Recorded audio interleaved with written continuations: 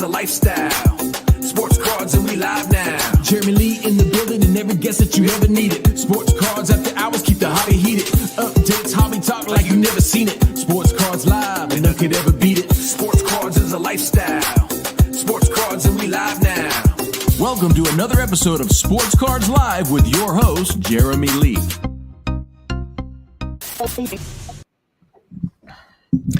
What is up, everybody? Welcome to episode number 257 of Sports Cards Live. It's Saturday night, February the 8th, 2025. And my name is Jeremy Lee. Guys, no Fanatics Collect hockey show tomorrow night. It is Super Bowl weekend. But I do want to shout out some sponsors and supporters of the channel, including a new one tonight. But first of all, if you are looking to add a grail into your collection, make sure you check out Fund Your Cards. They are the hobby's leading consolidator. They will help you finance the purchase with your own cards. Visit fundyourcards.com, and there you will find their proprietary client platform that cements them as the leaders in the funding space. The next Fund Your Cards show here on Sports Cards Live will be February the 12th. Guys, Mint Inc. is a leading hobby brand in Canada. Check out their 2 Toronto locations and their online shopping with worldwide shipping. They do live stream shopping. They do auctions, breaks, grading, and more. Their primary focus is to bring the ultimate hobby experience to collectors in Canada. Check out minting.ca. Also, a new sponsor this month, GP Sports Cards. Check them out for a wide variety of hockey card breaks located here on YouTube, streaming every Wednesday and Friday nights. All new products and breaks can be found on their website, gpsportscards.com. And for all sealed products, check out their retail storefront, Total Sports Cards and Collectibles. Also, if you guys are looking for the PSA 10 in sports, that's a little bit different now. But if you're looking for a PSA 10 in sports stats, Rolling Insights delivers high quality data for everybody. Businesses trust their data feeds to power their platforms with real-time stats, box scores, and player and team performance data. Fans and fantasy players rely on SportWise for instant access to performance data so you can finally ditch those messy spreadsheets. Whether you're running a business or just for the love of the game, turn raw stats into a real advantage and visit rolling-insights.com today. And finally, new sponsor for today.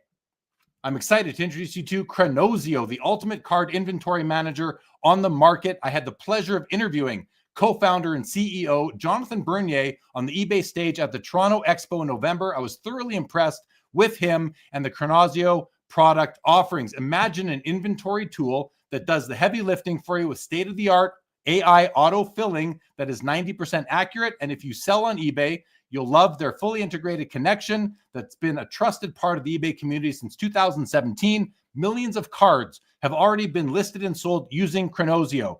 But let's be real, guys. If your collection of cards has less than 100, you might get by with another system. But once you hit 1,000, 50,000, or even 250,000 cards, there's simply no contest. Chronozio is the only option for serious collectors, dealers, flippers, whatever it is you're doing when you're selling cards. Why settle for less? Elevate your collection management today. Get started now. home.chronozio.com. You'll see their website on the ticker very soon. And finally, if you would like to sell your cards on eBay, but you want the pros to handle it for you, reach out to me directly and I can help you consign your cards with Slab Sharks. Hit me up on Instagram. Send me an email to jeremy@slabsharks.com. I would love to be your point of contact, your Slab Sharks rep, and help you turn your cards into more card money. Guys, this show is available on Spotify, Apple, or wherever you listen to your podcast. Please follow, subscribe for free, and please leave a rating or review on your podcast platform. And as always, oh boy, those comments are coming in fast and furious. Thank you to all of our loyal viewers, listeners, for your ongoing support. If you're not yet subscribed to the channel, please take a moment and do so. And as always, your comments and your questions are in play, but from the way things are already going here today, I don't know how I'm going to keep up, but I promise I will do my best. Let's bring out our co-host, Mr. Joe Poirot from Santa Cruz. Joe, how are you, buddy? I'm doing well. Happy Saturday night, Jay Lee. How are you?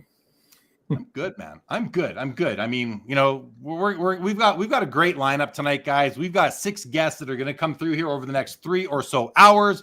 We are going to start with Mr. Mike Petty and the Card Breakers. We've got Leighton Sheldon from Just Collect. we've got Laine Pearce. He's the founder of 130 Points, going to be joining us tonight. Alex Pachan is the sports card stallion. He's got some great experiences in the space. Dan, the Cardman from YouTube, will be joining us. And then we're going to go to our closer at the end of the show, Chris Hoge from Card Ladder and the Crossover. It's going to be fun. We're going to be talking about the big topic tonight. The big topic is the PSA news that they very quietly changed the grading standard on the hobby. And we're going to talk about that with most of our guests, I do think. Joe, before I start going through some comments and welcoming people to the channel, we're going to bring on Mr. Mike Petty in about 8 minutes or so, guys. But Joe, any initial thoughts that are kind of going through your mind right now? Super Bowl tomorrow. Are you excited for Super Bowl? There's been NBA trades. There's lots going on the hobby right now. Outside of the backyards break BS, it's the PSA moving the goalpost on what are the centering standards. I'm going to go to you. But you actually directed me to a great video today. Midlife Sports Cards did an amazing video breaking it down, what these changes actually mean. And any sort of preliminary thoughts on that or anything else, Joe? Yeah, I mean, there is a lot going on, both in the hobby and the sports world and in the world at large. But you know me as usually the chill guy from Santa Cruz, Jay Lee. But I have to say this, and I don't want to catastrophize this situation with the PSA centering standards, but it's kind of irked me, and I've been sort of going through the process of examining some of my ultra-modern NBA basketball cards and just looking at the slabs and wondering if what was a 10 previously is now a 9 and 9 and 8. And again, I'm not trying to call something into existence, but I think this is an important development, and I'm very curious what the other guests think about it. And I'm not even that deep into PSA 10s. That's not exactly how I collect, but in the Curry world and some of the ultra modern basketball stuff, I do have some of those holdings, and yeah, it feels like a big deal. So I'm looking forward to talking about it. Yeah, I'm actually thinking this is. I've seen all sorts of commentary on it, and of course, we are going to get into a deeper discussion. We'll talk to Mr. Mike Petty about this, as well as other guests too. But I'm kind of looking at this as a watershed moment. I really do think that this is a significant turning point for the hobby, simply because PSA is the grading leader. They have 90+% of the market, especially when you combine with SGC. And I don't know exactly what their share of the pie is, but it feels like it's 90% plus. And it's definitely a big deal. And I do think it's a watershed moment for the hobby. So let's say hello to our good friend Stooks Baseball Cards and Curiosities. What's going on, Mr. Stooks? It's good to see you. 3D 80s Kids is here for Mr. Mike Petty. Jacob Dull, what is going on, buddy? Dave Archbell, what is happening? Dan's Vintage Baseball PC is here as well. Nice to see you, Dan. Vintage Oddball Cards. Petty is coming, I promise you guys. Mr. Petty, I see him in the back there. He's pouring himself a drink. I see that too. Yeah, there he goes. There you go. Robert Scott, good evening to you. Vintage Oddball. Yes, they want you, Mr. Petty. Authentic Sports Card Dad, good evening to you. Todd McDonald. Laura, what's up, Laura? Good to see you. Steve Clifton, good evening to you. Melissa Gogger, hello to you. Ziggy No, good evening. Mike Double V, Mookie Chilson. What's up? Petty knows the waiting is the hard part. Linda's first. What's happening? We are partying to guys. It's a place to be on Saturday nights. It's a place to be. Dan says Petty is a PSA 10 guest. I don't know if that's still a compliment though at this point right now. I think it is. And I know it's meant as a compliment for sure. Vintage Oddball. Hey, Petty can age while he's waiting for us. We're getting to him. I promise you guys. He's in the chat right now. He's ready to go. Hobby Champs. Okay, you have fun with your girlfriend tonight. That's good. Very nice to hear. Bob Boozle, I'm 45% certain Petty is going to cause some drama. What's up, Triple V? Petty hair care supporter here. The battery, light stretching. Oh, I did. Hodges, what's happening? Thank you for saying to give the video a like. I appreciate that. Sammy Thunder, what's going on, Sammy Thunder? Good to see you, buddy. Ben Burrows from Collect is here. Mookie is here. Daniel A is here. All you guys are here. This is great. Who is Petty? I'm here for Chuck. Hey, I feel like I'm finally in the know when it comes to that. Longest 8 minutes. Dan, you don't have to come at the beginning. You come later if you want, Dan. I don't come onto your channel and insult you. So please, I'd appreciate if you just kind of, leave the insults to yourself. I don't need them. Is there an NBA trade? There's been NBA trades. Stukes thought it was Richard Petty. It's not Richard. Yankees fan, hello to you. The professor is here. What's going on, Professor? Bob Boozle. What's happening, Bob Boozle? Ben Burrows, I was told 60-40 was sort of an exception if the rest of the card was perfect. Not really a hard rule. Remove verbiage for clarity. They changed the words on the website. That's where people go for information. If those words were never accurate in the first place, there's bigger problems than I thought. Mike Petty, contemplate selling those ultra-modern immediately, Joe. We're going to get to all that for sure. Petty T-7. What's up, hobby president Mangini? Bob Boozle, my short-term sports card investment portfolio manager, called up concerned about these changes. I told him to shut up and make me some money. Foul Ball. Foul Ball has been consistent with his message for a while. Grading is a scam. If you look up the word scam and then look up the word sham, I think sham applies more than scam. But just take a second, check that out if you are so inclined to.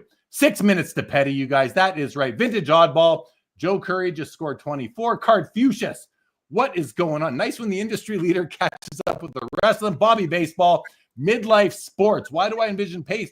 What is up? Midlife. Michael Stone. Jeff Hart. Lauren Florio. Good to see you. All right. Lots of you guys here. I appreciate it. Michael Ham is here. Says Nat Turner has stated they never changed the grading standard. We now know that is a lie, and they tried to do it in a sneaky way. It's changed. Come on, it's changed. Triple V, Foul Ball. We want All right.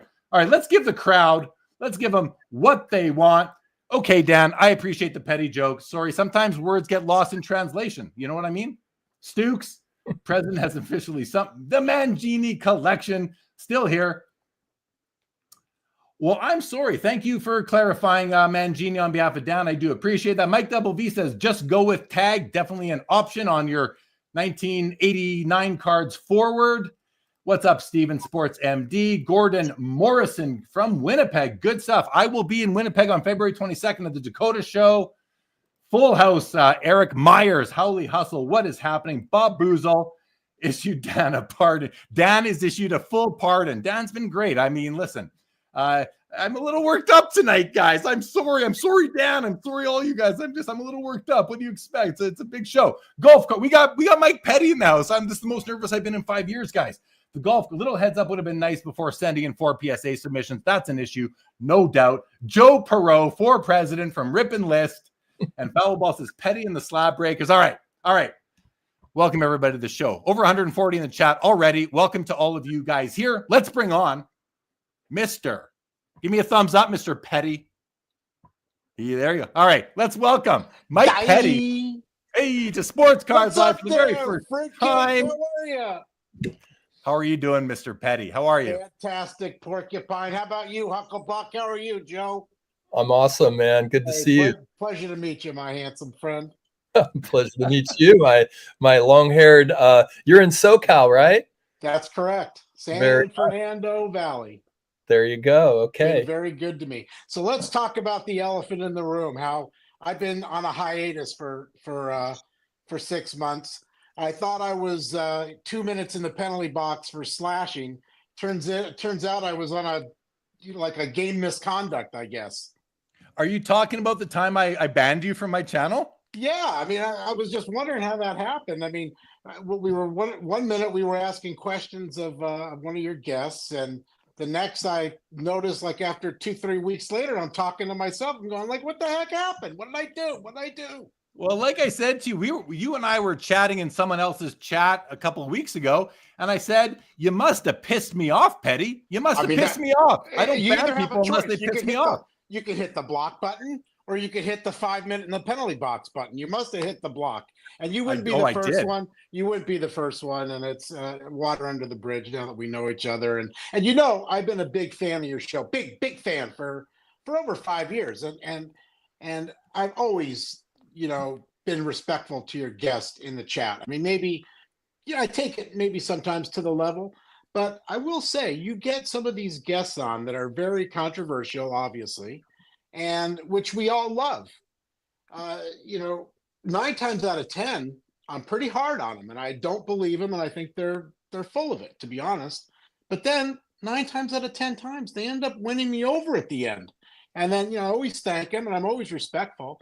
I think what got me was with the Kurtz. I think it was just a little bit different that night, because normally, like, you go right to the chat, and that's one of the things that I'm just amazed at, how you have an interaction with the chat. And I would like to shout out, there is 2 other Hall of Fame chatters in your chat tonight. I see Mookie here.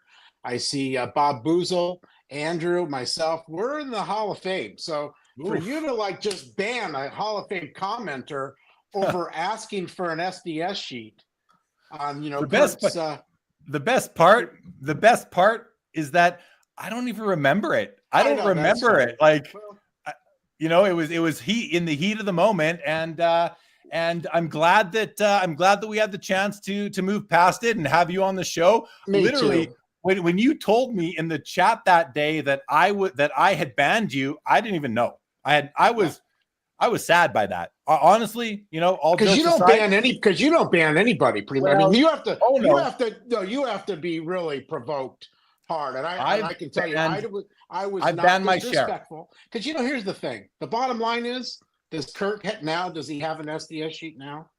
Yes, I believe he does. You were saying I wonder how do you figure out that happened? I don't know. How do you think? Some very smart people might say that maybe OSHA got called or something that night. I don't know. Could be. But I am an environmental consultant, and I really don't even mind what he does. I mean, that's the other thing. I like what he does. He is an artist, and I think PSA someday will probably end up hiring him either to do one of 2 things, either to clean cards or to stop the cleaning cards. Because let's face it, they can't tell. With their minimum sizes going on and this 9, and they just changed the grading game. Another shout out, like tonight, Midlife Cards. Greg, he is an amazing teacher, and his channel is just growing gangbusters. He has a Tuesday night live show that I urge everybody to go there and go subscribe to his channel if you're not already, because he really tells it like it is. And just I think he told that PSA story pretty well today. Yeah, I watched some of his video from today, but the one I just showed, I think, was that this morning or last night? That was that's 9 hours ago. The one I just flashed on the screen. I thought that was so well done, extremely well thought out, and explained a lot of things. And but back to banning you, Mike Petty. Okay, go ahead. I had to go search for your name through the ban. Like right after I found out I banned you, I went into my settings, and I had to find you. I did, because you banned so many. You. But you know what? I haven't banned anybody in quite some time. I know. I don't care anymore. Like, well here's the thing. Have a higher tolerance now because you're willing to listen to other. I do have a higher tolerance, and the thing for me is, from the beginning of Sports Cards Live in April of 2020, I've always said, you can, of course, this is everybody's welcome to watch. Obviously, just please, if I'm bringing a guest on the show, I don't want the audience to disrespect them. It's the same thing if you're, any guest in an interview. I just want, whether you don't have to agree with them, please just don't respect them in this room. That's why I get the guests that I get, because they feel comfortable coming on, and I like to let them tell the stories, even if we don't like what they do. But in any event, I'm glad we're past that. We've talked it out privately. Now we've talked it out publicly, and we can talk it out again if you want. I love it. Let's go though. I want to ask you. You've already touched on PSA a little bit, but now that the cat's out of the bag, this clandestine change of grading standards is now well known, at least amongst people who follow the hobby closely, like we all do. What were your original thoughts when you heard about it? What do you think it means? Do you believe this is a watershed type moment like I do? It can be, but I mean, here's the other thing. We never know what the future holds. I once said about 10 years ago, or 10 years ago, people laughed at me. A couple of things. That the hobby that we all love in different ways, perhaps, is $1 billion fraud. Okay. In one way, shape, or form. You've got so many different scams going on at one time. Okay. And that doesn't even include the grading companies, which I don't really feel they're a scam. I do feel that they've helped the card industry a lot, but the way that people are just cracking stuff out, I mean, they crack it, they don't get the grade they want, they send it back. I mean, it's just, and then the upcharges, just little things that they do that I think it's just bad for the hobby and it's just bad business altogether. Yet right now they seem too big to fail. But the other thing that I said when people laughed at me that was $1 billion fraud, and I think that most people listening to this tonight, at least you, as long as you know that going in, you can still enjoy the hobby like I do. And everybody, there's segments and you can enjoy it a lot of different ways. Personally, I don't like getting my teeth kicked in financially. So I don't find it fun to spend $2,000 or $3,000 on a card and have it worth $50 in a year. That's not my style. And ever since I was a kid, I mean, at 13 years old, 1974, here's a perfect example. I'm going to show you a card right here. We'll talk about this. It's a Mickey Mantle. You know, sorry, it's not a Wemby. It's not centered, low eye appeal, whatever you want to call it. Okay. But beautiful. When I was 14 years old, 13 years old, I sent in $75 to the Sports Card Hobbyist. There was a magazine out every month. I would get it and it would say Honus Wagner, $1,500, Mickey Mantle, $75. I saved up for it. I loved the old cards. The minute I could get a taste of the 1956 Hank Aaron, or I could get a 1967s, or whatever I could get that would go back in time, because I love baseball and I love the game. It was part of. It didn't mean that I saw that. I didn't see Mantle play. You know, I saw him at an Old Timers Day one time when I was like 10 years old. Really?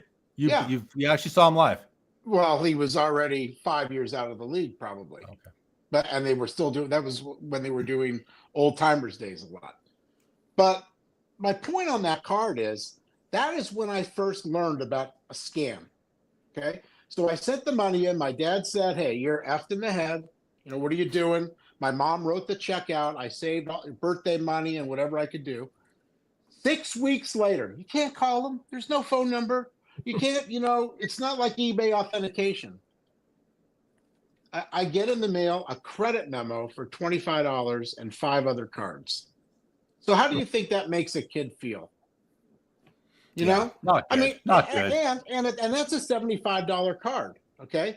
Now, fast forward to 2017, I had to pay 140 times the money that I would have spent then. Now, I might have sold it or it might have not been in my collection. But the point is, that card has gone up from $75 to, I mean, I don't know what it's worth today at this SGC 3 off center. It's not going to get in the bidding war, but the colors on that are pretty ridiculous. It also is in 10's Zandakis's collection.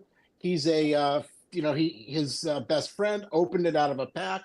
So it has some history to it or whatever. Nice. But that's part of my point. So when I came on, and I come from the mindset of I always was trying to help people. I see a guy like Jeff Wilson come on the same time you were, you know? And dude, I was just laughing at him because I could not believe that he was getting away with selling $20 and $100 a month investment advice on baseball cards. First of all, they're so damn hard to sell. You know, I think people, you know, if you're not willing to take a 30% bath, so you're going to pay up for a nice card at the beginning, and then you're going to pay another 20, 30% at the end. I mean, how do you call that an investment and an asset? Okay. If you're buying a baseball card today and you don't think that you're throwing the money right in the trash can, you're in the wrong business, unless you're just a flipper and you're playing hot potato. That's it. I mean, you're just flipping the potato to the other guy. These guys that are buying these cards for $1 million, this Paul Skeens, the guy's got 130 innings. I mean, even if he's Max Scherzer or Verlander or Kershaw, or I don't care who he is. If that card is worth $2,000 at some point in time, I would not be surprised. I don't like spending $1 million. Now. Could I spend $1 million? I probably could, because I wouldn't be buying the collection that I'm buying and the cards that I'm buying here if I didn't have if it wasn't 10% or less of my net worth. Because and out of that 10%, I would only spend 5% on prospecting. New basketball, new quarterback football, CJ and the Bear, and Desmond Riders of the world, and Matt Davis, whoever that guy is, whatever the flavor of the week is, 5% of your budget should go into that. Old prospectors never die. They just smell that way. Okay. What we're doing today is we are playing a game of chance. It is a casino out there for children. I think it's pathetic. I mean, personally, myself, I stand for something. I would never go to a fan fest. I would never go on Fanatics. I would never buy a Topps. I would never buy a break, period. Because I am not going to, I don't believe in it. You know what I mean? So why would I give them any money? I'm hard pressed to, even though I have, PSAs all over the place, and I like them as a company, I really don't want to give them any money. I've actually been contemplating getting a couple cards like reholdered because they're old holders, and then I start going back and looking at the new holders that they've got now, the same card, and frankly, they look like hell. They don't fit. Like, here's a perfect example. This is DeLong. A Lou Gehrig DeLong. Okay. Now it's in an old holder. I got a really good price, and I'm going, wow, I'd really like to get that in one of their new labels. It'd be so great. $75, whatever. At a show, you're having fun. Let's get. And then I go to look what the DeLongs, with the new numbers, what they look like. They don't even have the rim around there. They've got the card sitting in there, just haphazardly. It looks like hell. I mean, who would want that? And so I'm asking so that card, that's not happening. And so I'm fighting with myself too, not to give them any money. And that's kind of like where I stand. I mean, you've had this guy, Brett Weir. Get Brett Weir, I said. You love the burrito man. Come on. Burrito man. I mean, I love that burrito principle because he's right. I do collect like a burrito. Only he stuffs his burrito with just garbage. You know what I mean? Stuff that just has nowhere else to go but down. My burrito is a lot firmer. It's basically Chipotle versus Taco Bell. He's got that Taco Bell 1990s burrito that he likes with finite black, aqua kaboomy, downtowny, or whatever the heck he's got there. Flavor of the month, his guys. But that's okay too. He should be able to do that. But I'm just a little more conservative. Frankly, I'm not looking to get rich quick. I work hard for my money. And I hope that someday I can get something out of this. Some people do want to collect modern day players, so they are forced to collect ultra modern product. And I'm with you, Mike. I don't collect ultra modern product either. The odd card I'll buy, I don't break, I don't buy wax, and I don't submit cards to grade at PSA. I have in the past, but I haven't in a very long time. The odd card here or there, if I had like this set of this cabinet right here on my wall. Those are the first 2 years of jersey cards in hockey, the 96s and the 97s. They're all in PSA slabs. No young guns?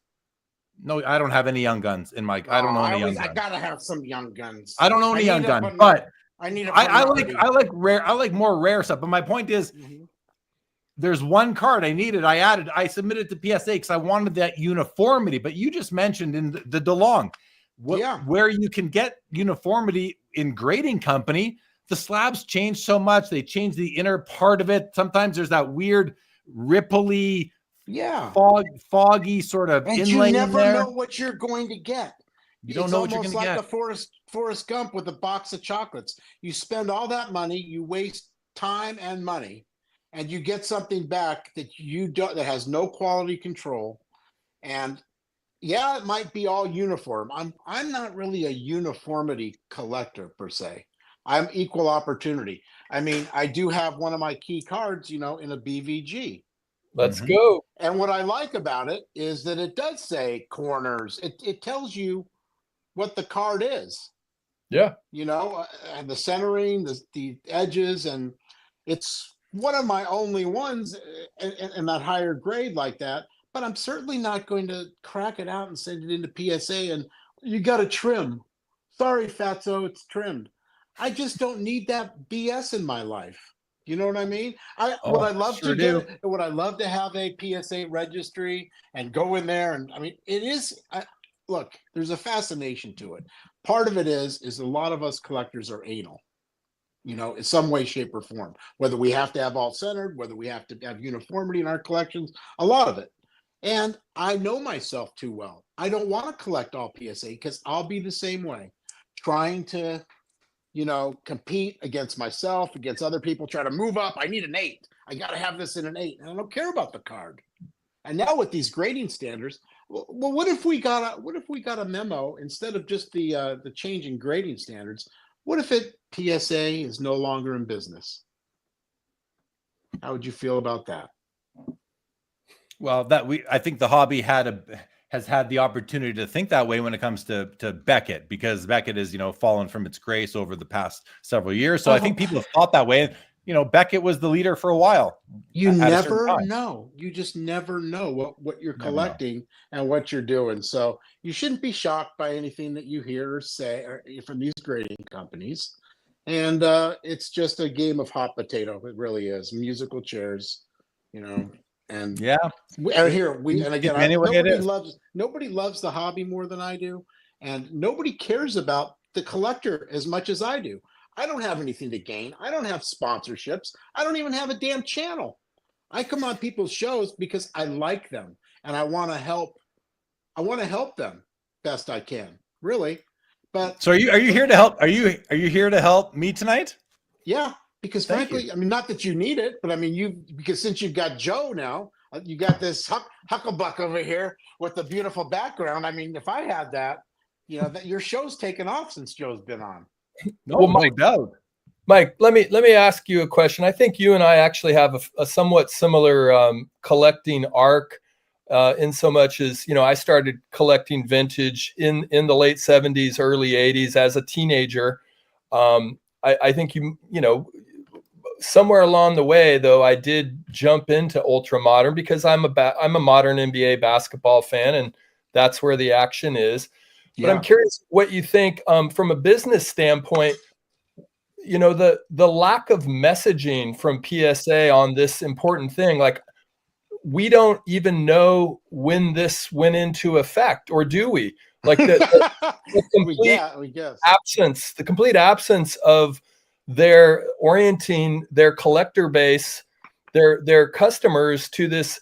It's either some sort of imperial sovereign, like we're too good for that, we don't even need to do it, or they were aware that it would create bumps and ruffles in people's feathers, or they thought they could pull a fast one. Like, what do you make of the complete lack of messaging on this? It's very simple. There's 3 words, okay? And I have my own business, so I can tell you for a fact. They don't care. They don't care about you. They don't care about the hobby. They really don't. They only care about one thing, and that is profit. Now, it's not a dirty word because all businesses should profit. But how much is it that you want? How much do you need frankly, I don't need that much. These guys, I'll never be a billionaire because I have some integrity, and I'm going to give companies, a bang for their buck. And I'm going to, when there's an issue or a problem, I'm going to pick the phone right up and call my customer, period. And I'm going to be transparent with them and let them know. It may be difficult, but that's the way I was brought up in business. I'm a man. These guys aren't. They don't care. They really don't, because that bell curve right now, they don't need you. They don't need me. You know what I mean? And here, I mean, I know my wife is probably listening, but I might have spent $300,000 on baseball cards last year. Okay. just to give you an idea. But it's a bell curve with PSA. They don't care what falls off. They're always going to have this at the top. And then you have these idiots just ripping things apart, throwing them in the landfill. It's unrecyclable plastic. It's not sustainable. It's not a sustainable business. Metal in the cards, hazardous waste with the cards. Nobody's going to take them. You're just throwing them right in the trash can the minute you open them for $1,000 a box. Yeah, I don't have a chase hit, and it's the 9, so Mike, I got to throw it away. Should they care? Should they care? Of course they're a business. Of course they should care about their customers. I mean, what do you think? I'm reeling from and I'm not even. I'm more of a BGS guy traditionally, and BGS. But I've got like 10 to 20% of my collection in modern PSA slabs, and I'm looking at the 10s going, what do I do with this? And what are people going to think of this when you can detect and you could say actually maybe this was long overdue and they should have adjusted their grading standards a long time ago to be in line with SGC and some of the other grading companies. Mm-hmm. Well, they did it now. But if you're going to do it, get proactive. Don't be reactive to the hobby. Haven't we learned about the importance of actually getting ahead of the narrative? Didn't Beckett try to do this just a year or two ago? They tried to change their 9.5 or whatever the heck they did. There was a huge uproar, and they said, "Oh, okay, forget it." And by the way, I just see a text up here from my wife, and she said, "No, I did not know how much you spent last year." I want to tell your wife that you have good taste and good investment strategy, even though I know it's just love. It's just love. And again, like I said, Mark Cuban said it best, I think. And I try to listen to people who know more than me. And I'm 63 years old. So, and I've only got to where I am, which is not great, but it's not bad either, by listening to others who know more than me. And I try to give people hobby knowledge because I do feel that I have some sort of a track record. I've seen these ups and downs. And the one thing that he did say, though, Mark Cuban, is that if you want to be filthy rich, you should invest it all in Bitcoin, But when you make that investment, or when you give that money is gone. Okay? You're never getting it back. I find it very similar to baseball cards in a sense, unless you're selling it or you're trying to flip it, and you're just like, because if you look at YouTube, you go in there. John Mangini, the president, he did a thing just today on showing what comes up in his feed. It is just ghastly when you put in baseball cards. Look, I lost 100,000. I lost 10,000. And the faces. Everybody's got a face and a thumbnail. I mean, that part of the hobby. And Doug Purdy out at 25. Oh my God. How is that the hobby all of a sudden? If that's your hobby, that you want the Brock Purdy out of 25 and you're going to pay $15,000 for the chase hit, you might as well just have a bong hit and call it a day. You don't need a chase hit. Really, you don't, because that kind of money, you're never going to get your money back. There's more people leaving the hobby than there is coming in. And the hobby right now it's pretty darn good, I think. All in all, I think it's pretty healthy. But this stuff is going to have to work itself out. I mean, you got Fanatics. You've got this Why Not company that can't come out and they can't denounce pedophilia. I mean, what do you got going on here? This is for children. This hobby is not for children anymore. This is for rich people. And that's basically what they're saying. And they don't care. I mean, PSA doesn't care. Fanatics doesn't care. And Why Not doesn't care. And Why Not wants to be bigger than just baseball cards. I mean, right now they're known for this stupid backdoor break. Who cares about backdoor? I mean, you just send those guys packing and cut off their allotment, period. And that, I mean, for them to come out like that, and that, it's not just a breaker. It's not just an employee. That was the owner of the company. You know what I mean? He's a young kid. He's done very well, but in the end, the guy needs a good kick in the nuts, and he needs to be taught a lesson, and it'll be better for him. He'll come out better for it, in the end. I'm having a lot of fun watching this show right now, just with everyone else in the chat. Right. So I'm serious. I love dominated, but you only gave me 30 minutes. Well, so you're on. You're good. You're here for an hour. You're good. A lot of pent up aggression, my friend. I love it. A lot of months. I love it. I love it, Mr. Mike Petty. I'm watching the comments come in, and I'm laughing at some of them. I think it was Dylan Double D made a comment here that I just have to. Let's put him out there. Put his name out. Double D. I also want to shout out Mookie again. His channel. Darren Return to Collecting for Collectors. Your buddy Dan, who you were pounding vintage, he got us hooked up, which I love him. He's great. Thank you to Dan for that. Yes, for sure. And of course Tony of Southern Collector. I mean, these great. guys are just like salt of the earth. Great, wholesome channels. They're going to tell stories. They're going to show cards. They're not going to be, out of 25, out of 100. Look, I got the Skeenies. And then how come that Skeenies card was pulled at Christmas and we don't hear anything till the end of January? Well, I find that to be a very similar situation to the PSA changing the standards, moving the goalpost, because if Fanatics knew or Topps knew that the Skeens debut patch was pulled on January 3rd, but the hobby doesn't find out until January 20th or whatever it was, that's good for them. It's good for them. It's good for all the retailers. It's good for everyone that's sitting on the product. It's also good for PSA that they don't announce these stricter grading standards, because it might have stopped people from sending in cards. So everyone that I've heard that has come out against Fanatics or Topps for what they did with the debut patch, I feel like you kind of, to be consistent, you have to have that same kind of feeling towards PSA in a very clandestine manner, changing their grading standards, which they did. No one can tell me those grading standards did not change. It's black and white. It's been happening for a while. It's been happening for a while. I mean, it's been documented. I mean, 4s that just look like 7s, perfectly centered. And maybe there's something with it. Maybe there is something with a crease in it or a little wrinkle, or I don't know. But that's the other thing. Now, if you notice the vintage cards these days and how they're selling, I mean, the grades are important, obviously, as a starting point. But and from what I've been buying, I've got more 2s, 3s. I mean, for somebody with a collection like I have 0 PSA 10s. I have no interest in the PS. I don't care. I don't even have a PSA 9. I don't even. I mean, you showed that Babe Ruth that you had in a 1. Now, sure, you're going to pay up for it for $6,000 or something, whatever. Like it's a 2 or 3, but I don't care.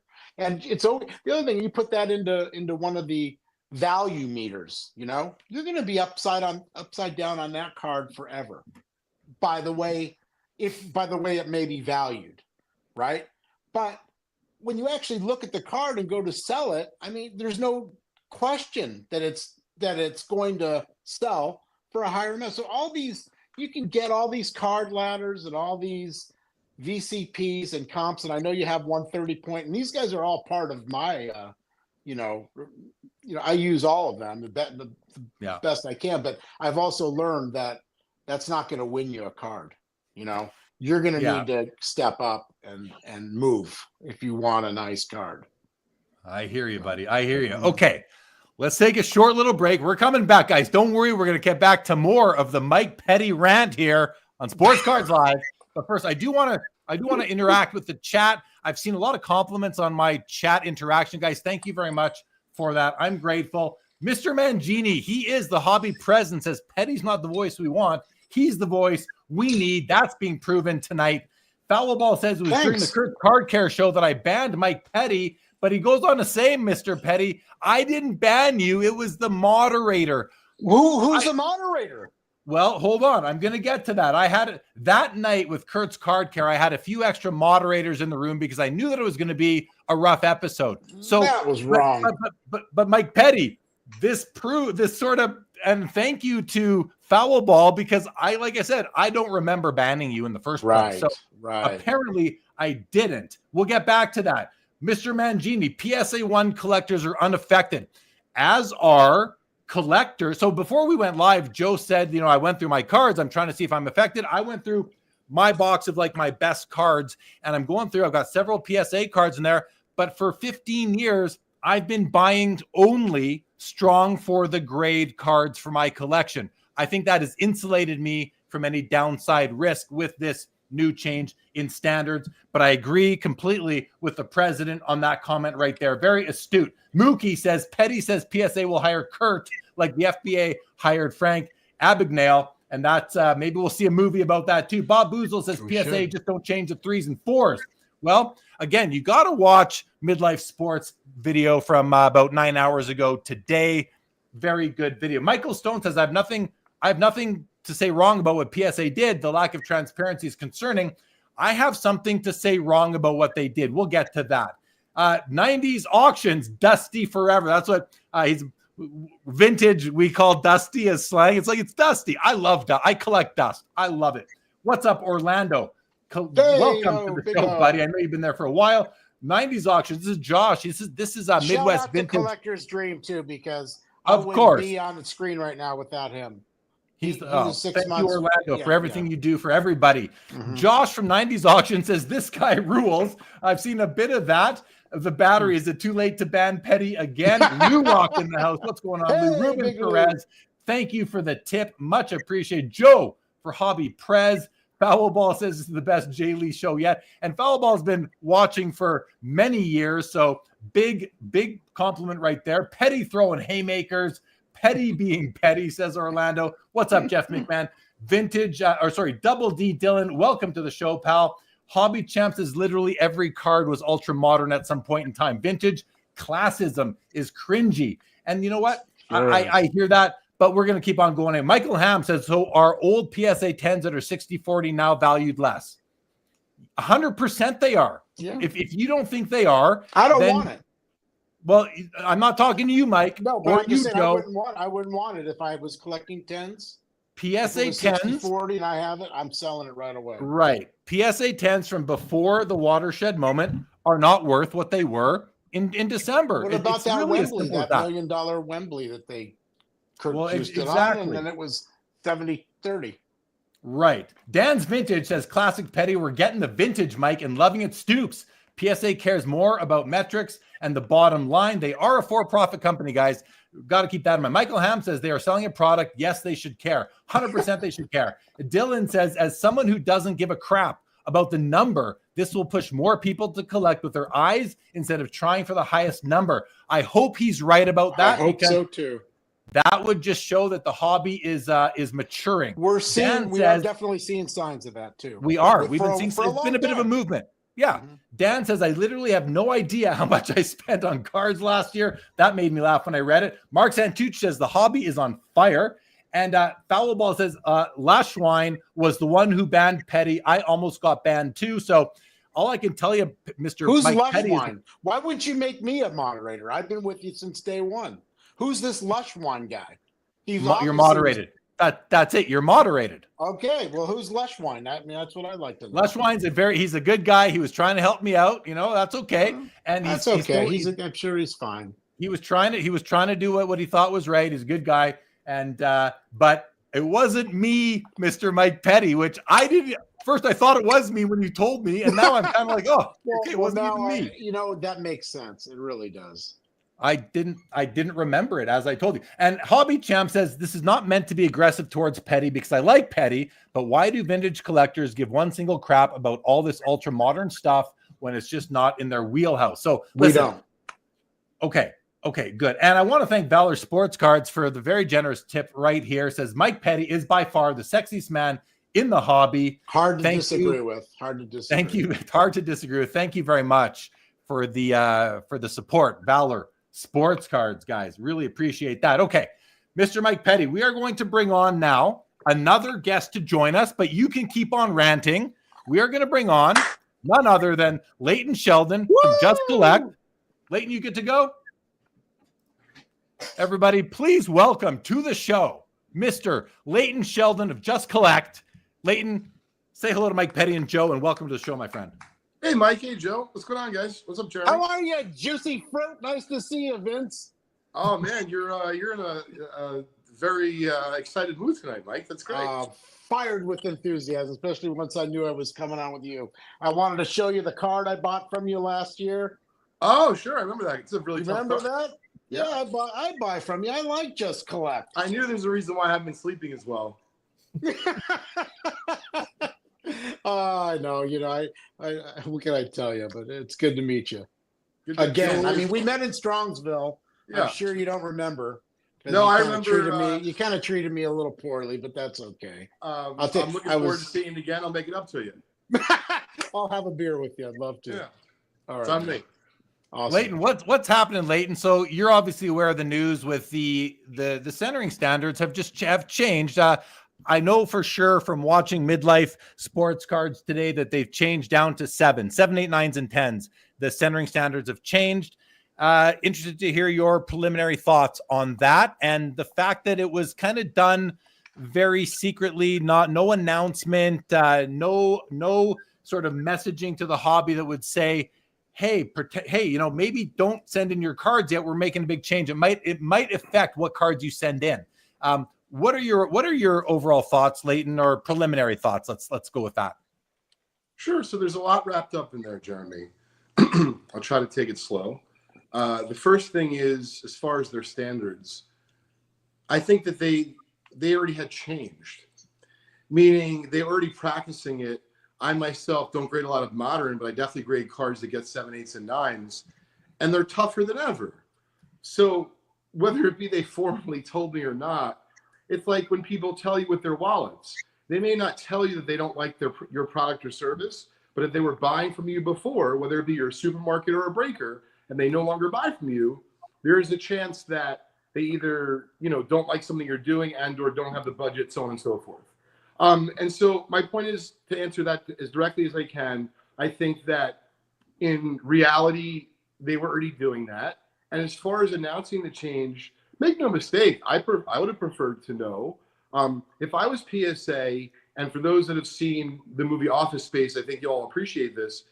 If I was Nat or someone on the high-level exec team there, I would just blame like the guy who's in the basement. Like, he's right. Freddie's been bogged down with TPS reports. He was supposed to make this announcement 9 months ago. Freddie, by the way, has been released, right? He's no longer on the softball team either. And we've gone our separate ways. I'm not sure if you could do that legally, but nonetheless, I would have maybe done something like that. But in terms of reality, I guess the reason why I'm not as offended by it is, let's be honest, right? Even a vintage card, a 33 Gaudi, graded a 5 or a 6, like 10 years ago, looks vastly different than today. I don't need a formal announcement from PSA to tell me. I have my own 2 eyes. So my point is that I feel like a lot of folks have already made an adjustment in terms of the cards they submit, as well as the cards they buy. I think the folks that I feel the most for are 2 groups. Number one, if you submit and literally had just submitted, call it 100 bulk modern Chrome cards, and you were thinking you'd get some more 10s, I can see why you'd be disappointed, most certainly. That's not that great for you. But I also believe that folks already were paying less for a 60-40 10 than one that was 55-45 or 50-50. So, I think it could have been handled more smoothly. But I also think if they came out and said to us, by the way, Freddie in the basement, he didn't do the TPS reports properly. Like, what are we going to do? Are we going to scream outside PSA's offices? Like, let's take Freddie down. No, at the end of the day, we just decide to look at the glass as half full. That's the way I prefer to look at it. And so I think there's a lot of validity in terms of being upset. But the folks I actually feel the worst for, believe it or not, are the collectors that are coming into the space that maybe actually have both 2 things. Number one, a budget of consequence. And number 2, staying power, meaning they have the passion combined with the financial prowess to stay in the space. But if you're not educated, and I don't know, there's a lot of great YouTube channels, and some of them are on here right now, either watching or participating. But nonetheless, YouTube's this is a very small community still. So if you're someone who's like, I'm on Wall Street, I want to spend $10,000 on a Mickey Mantle 8, whatever, or $20,000, whatever the number is. Well, if you're looking at an old label, you might be thinking you're getting a good deal. So if that person spends $10, $20, $30, $40,000, what I'm hoping is if Nat's listening to this, I think PSA can do a lot of good for not just themselves, but the hobby as a whole in terms of card education. I'm sure sports memorabilia education as well, but I believe they do most of their revenue, if I'm not mistaken, from card grading and card authentication. So I just think that they should focus more on education and let people know, by the way, during the years of such and such, 1990 to 1999, whatever, the early stages of PSA, whatever they can say legally, right? I would talk to the lawyers and I would be able to put out that verbiage. And I would say the next period is such and such. And by the way, on February, 2025, we did announce another subtle set of changes. That's what I would do. Your best rant ever. Yeah, well said, man. Very well said. done. Yeah, I agree. Well, Joe, what do you think about what we've heard there from Leighton coming on really strong? We do have some great comments we're going to get to directly to what Leighton said. I want to get to them, but let's hear from Joe, and then we'll do that. Yeah, I mean, I everything Leighton said is reasonable. I guess the scenario I imagine, and I am, probably 80% in the land of vintage in terms of valuation, or maybe 75-25. So I have a little more maybe thoughtfulness around how the ultra modern market might be seen. And where my brain goes is people at shows or online or however transactions occur, looking at older slabs and maybe having questions in their mind if, yesterday's comp, and I'm not a huge comp person, but let's face it, that's one of the ways that the hobby works, is maybe more of a 9 than a 10. And again, this is for a specific class of cards.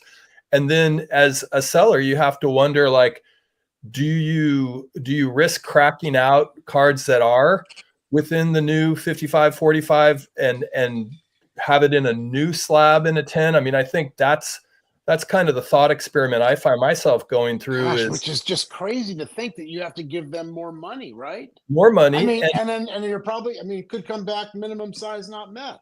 A lot of things could happen. The post office. One of those things you keep. There's a lot of what ifs. So I guess the point I'm just trying to make, just to land the plane here, is that I don't know. I think PSA. I'm going to push back, Petty. I think PSA does care. If they don't, they should care. But I don't know what the best way to go about this would have been, but I'm pretty sure it would have involved some proactive messaging, and that's the lapse that I feel. I just think they're too busy to care. I really do. That's all.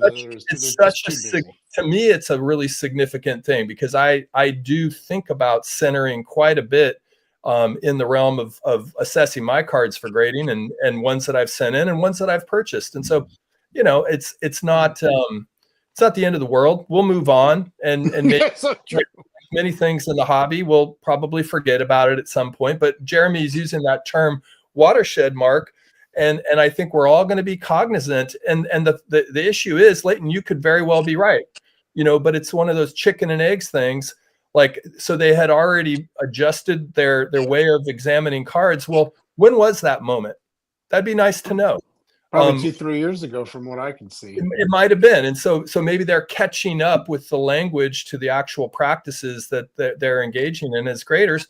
But I guess it's just a little mysterious, and maybe it'll stay mysterious. And maybe even longer. I find it really interesting that we're all, not all of us, but that so many people are just willing to accept that they can change the standards, but not publish it to their website, which is where you go to understand what you're buying. What am I paying for? So, Leighton, you mentioned that they've been doing it already. And I think, people realize that. Well, I go to a restaurant and I buy the same item I've been buying every year, but now they're charging me more. The menu says it's $10, but now it's $20, and I'm going to pay $20 when I get my bill. I bought it for $10. That's what I'm willing to pay. That's what I was told. Just like I submitted these cards thinking it was 60-40. Now it's 55-45. I just think that it wasn't the standards. Whether they change, whether they're not adhered to, the bottom line is it's terribly inconsistent. And that's something that I think we just say, it's okay, it's inconsistent. Because it's fine. PSA. People don't care. Because people, as long as they have the register. People are well too I want to do a couple comments here, guys. There's been some good ones. Colin Murray says, so there's only one PSA 10 Gretzky rookie now. Basically, I think there's 0, Colin, but yes, basically 1. Jeff Hart says they're not worth less if the card stands alone as a PSA 10. 100% agree with that.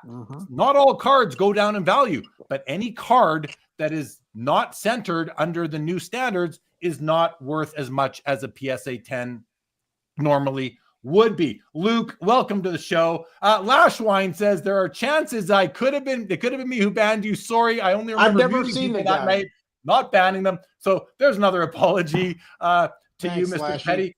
Orlando says, remember to hit the like button. Terry Anderson, I hate comments like that. Such a troll comment right there. Not even going to read it. Midlife Sport says, but Leighton, they've been denying a change. They've been, and they have. They say that they haven't changed the grading standards. And now they're saying that they have changed the grading standards. He says they've been denying a change. Now we have proof that they've changed. That's important. Yeah. Bang on midlife. Michael Stone says Leighton is spot on about PSA getting tougher. So they're getting tougher. So they are not adhering to their own published standards. In what industry is that acceptable? I don't get it. Sorry. Linda's first says, I like Leighton. He's thoughtful and measured in his responses. I do too. He's amazing. Orlando says PSA doesn't really care what we think. They are flourishing. That's not going to go on forever, guys. You can't treat us like this continuously. Right. Curmudgeon, what is going on? Jeff Hart agrees with Leighton. The standard changed quite a while ago, but was never formalized. Unacceptable. Unfreaking acceptable. Rage says, I don't agree, Leighton.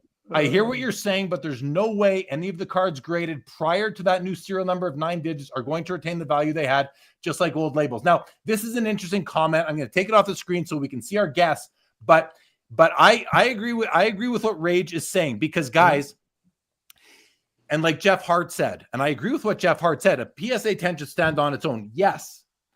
If it is worthy, yes, as long as the people assessing the card are looking at the card and not just the grade. The problem is so many people in our hobby do not look at the card. They only look at the grade. So it's misleading. So yeah, so Jeff Hart is right. Leighton, I think you're right too. For the seasoned, experienced collector with a keen eye, like I think I have, I know you have, Leighton. I think most people watching this episode right now do too, because that's it takes a while. There's a learning curve though. There's a learning curve. You might get upset and you might just leave the hobby because you just get pissed off. So now that we've had this watershed moment in the hobby, with we know that the standards have for sure changed.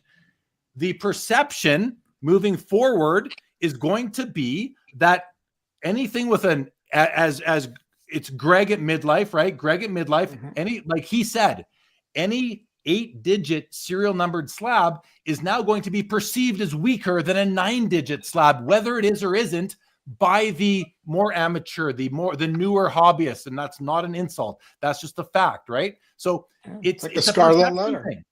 It's a perception thing. And that is dangerous for people coming into the hobby who are now going to be buying an overgraded card. What this tells me is that I don't know how many millions of cards they've graded, but they're doing 1.3 a month now for how long? So the 100 million cards they've already graded are potentially overgraded. Now, there are other factors of a card that bring value, that bring the grade down, not just centering. So that's important to note. I've got boxes full. Right. So this is not a complete disaster. Yeah. Because I look through my cards, I feel good. I feel pretty good, except for 2 cards I think are now overgraded in my one box. So that's pretty good. I mean, considering you've been at it for a long time, like I have. I mean, I was lucky. I've got half of my collection is overgraded, but I also paid a grade lower when I bought them. Well, that's good. I was lucky. It is what early it is, on, and then they've gone up in value. So good. And I was influenced by some very astute collectors a long time ago on buy strong for the grade, because 10 grades is not enough. There's an infinite amount of conditions a card can be in, not 10 and whatever, 15 or sorry, maybe it's 18 with the half grades. there's an infinite amount. So the grading scale has that as a weakness to start with. And now we don't even adhere to it. We haven't been adhering to it for however long. And now, but we're okay with that. We're the hobby. We're okay. No, don't, it's okay. PSA, you don't need to adhere to your standards that are published on your website. And then you're going to change them and not saying, sorry, I'm a little worked up about it.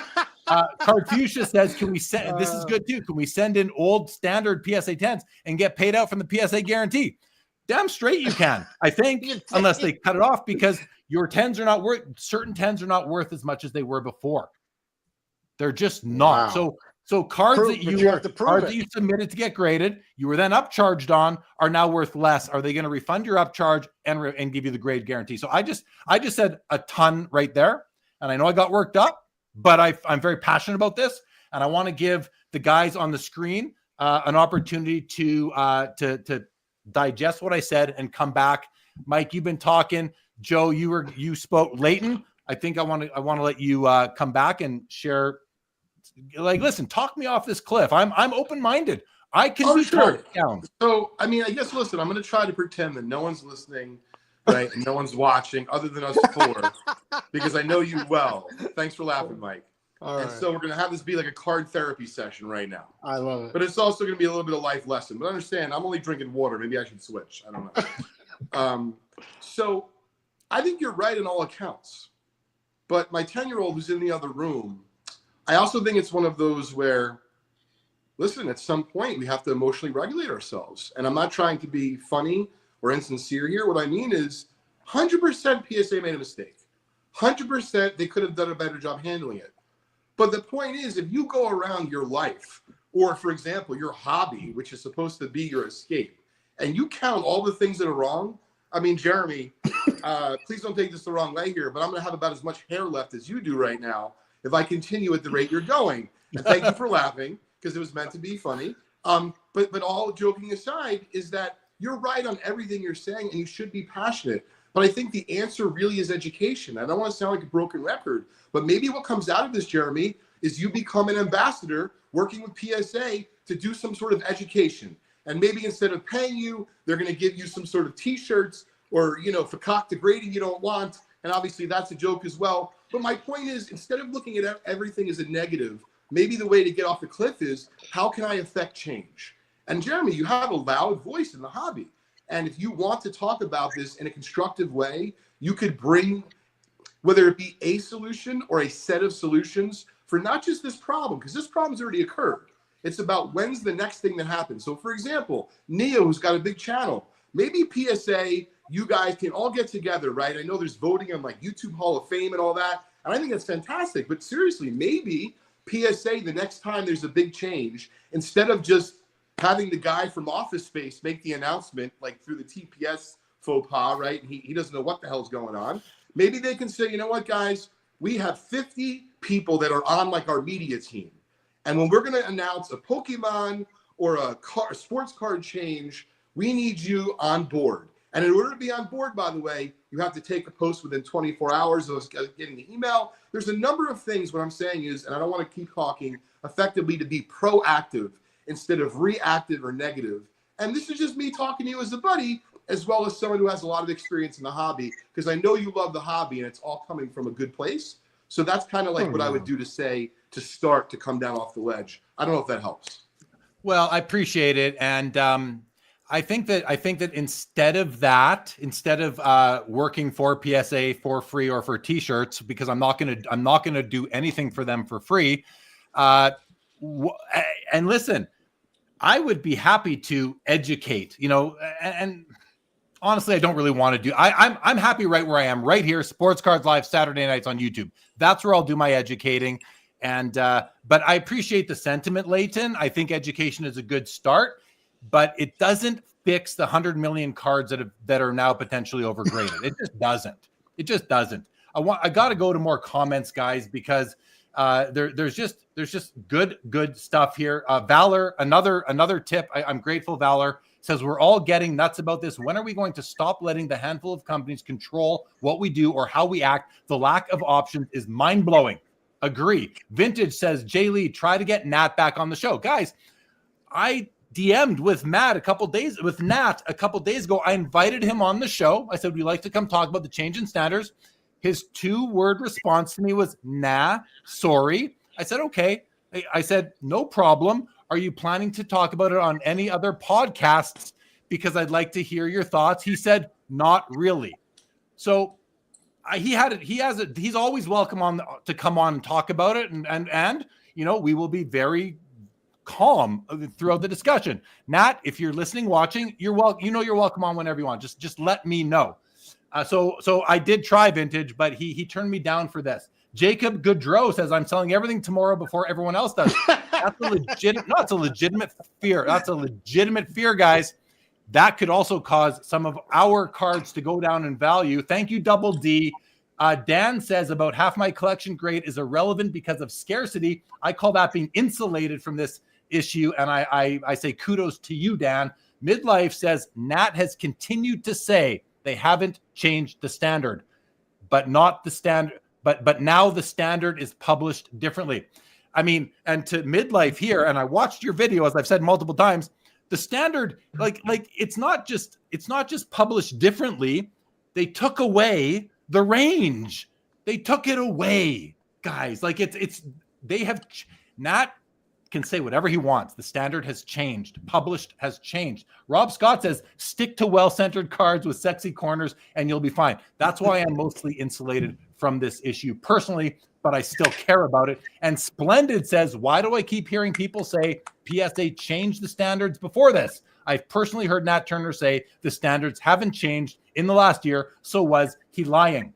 I'm not going to go out and say he was lying. I'm just going to go out and say that he found a way to talk around it and to make it not be as egregious as this is. So another guy there with one of the best channels on YouTube, Adam, with just an amazing collector and great takes. And you should have him on the show. He's on Hobby Hotline. Which is Adam? Sometimes. Splendid? Adam Splendid, yes. Yep. Absolutely. Yeah. Okay. I mean, there's obviously a lot there, you guys. And I'm gonna address one comment. Cage is trolling. He says, "Call me a troll." Well, you are a troll with this one, Cage. You're often a troll, Cage, but this is trolly. If you can't tell, Cage, that this has nothing to do with my investment in Tag, then you're just not as smart as you should be if you hold the legal. If you're a professional lawyer, come on, Cage. Yes, I would especially. This has nothing to do with that, Cage. You are a freaking troll, buddy. Like that's he's actually trying to wind me up because he must be in PSA's back pocket. It's really as simple as that. Really as simple as that. Okay, let's move along here. A few more comments. Does PSA's upcharge encourage them to overgrade? So I've got family in town this week and I was explaining the situation. I mean, does PSA's upcharge encourage them to overgrade? Yes, it does. If you think it doesn't, you have your head in the sand. Of course it does. Of course it does. Am I wrong? It's all money. Of course it does. Even though they try to keep these 10s down, you still got 20,000 Lulu 10s that were worth 2,000 that are now worth 100. He goes to the Lakers. Wow, they go up $125. And now his mom is just going to sign more cards. Love Lulu. It's ridiculous. Agreed. And he'll be out in 6 weeks with a bad calf. Sorry, Petty. I got to say one more thing about the Tag comment, which is, guys, I'm no freaking dummy. I know that Tag has almost no market share in sports cards. Their business is in TCG right now. And if you don't know that, then you're not following the hobby close enough, because I am following the hobby and I'm following these things. So I don't even like it's such a non-issue, Just want to put that out there as well. And you obviously don't watch my content if you're making comments like that. 90s auctions. Josh says, let's not give all lawyers a bad name. We're not, Josh. Well, let me break in real quick because, I mean, I don't know what Cage has in his personal collection, but I know that there probably is going to be a contingent of people that have big cards and PSA holders that don't want this to be a story and don't want us to sort of call attention to it, because what's the good in that? That's calling into existence this new valuation. And so my curiosity is, should we all just shut up and move on? Is that what we should do? We're all invested. Right. We're all invested in PSA and the health in them. I mean, I really don't care, to be honest with you. I mean, look, if this was about tag, look at all my PSA cards right there. I've got more PSA cards than any of them. Here's another. Oh, that one's only one row. PSA. So if anything I say today publicly is going to contribute to devaluing my collection, I'm willing to do it. Me too. I'm willing to do it. It's got nothing to do with any investment I have in any company in the space. You still have the cards. You're right. You still have the damn cards. And that's what we're buying. We're not buying the slabs. It's a cheap shot. It's a cheap shot. That's all that is. That's all that is. Okay. But I mean, on camera. Not to pick on Cage, poor little Cage, but I mean, I'm talking about other people who have, Cage is a great guy, but I like that. We like Cage. Cage is a friend of the Cage. You'll be back on. We'll all get along. We'll have some fun.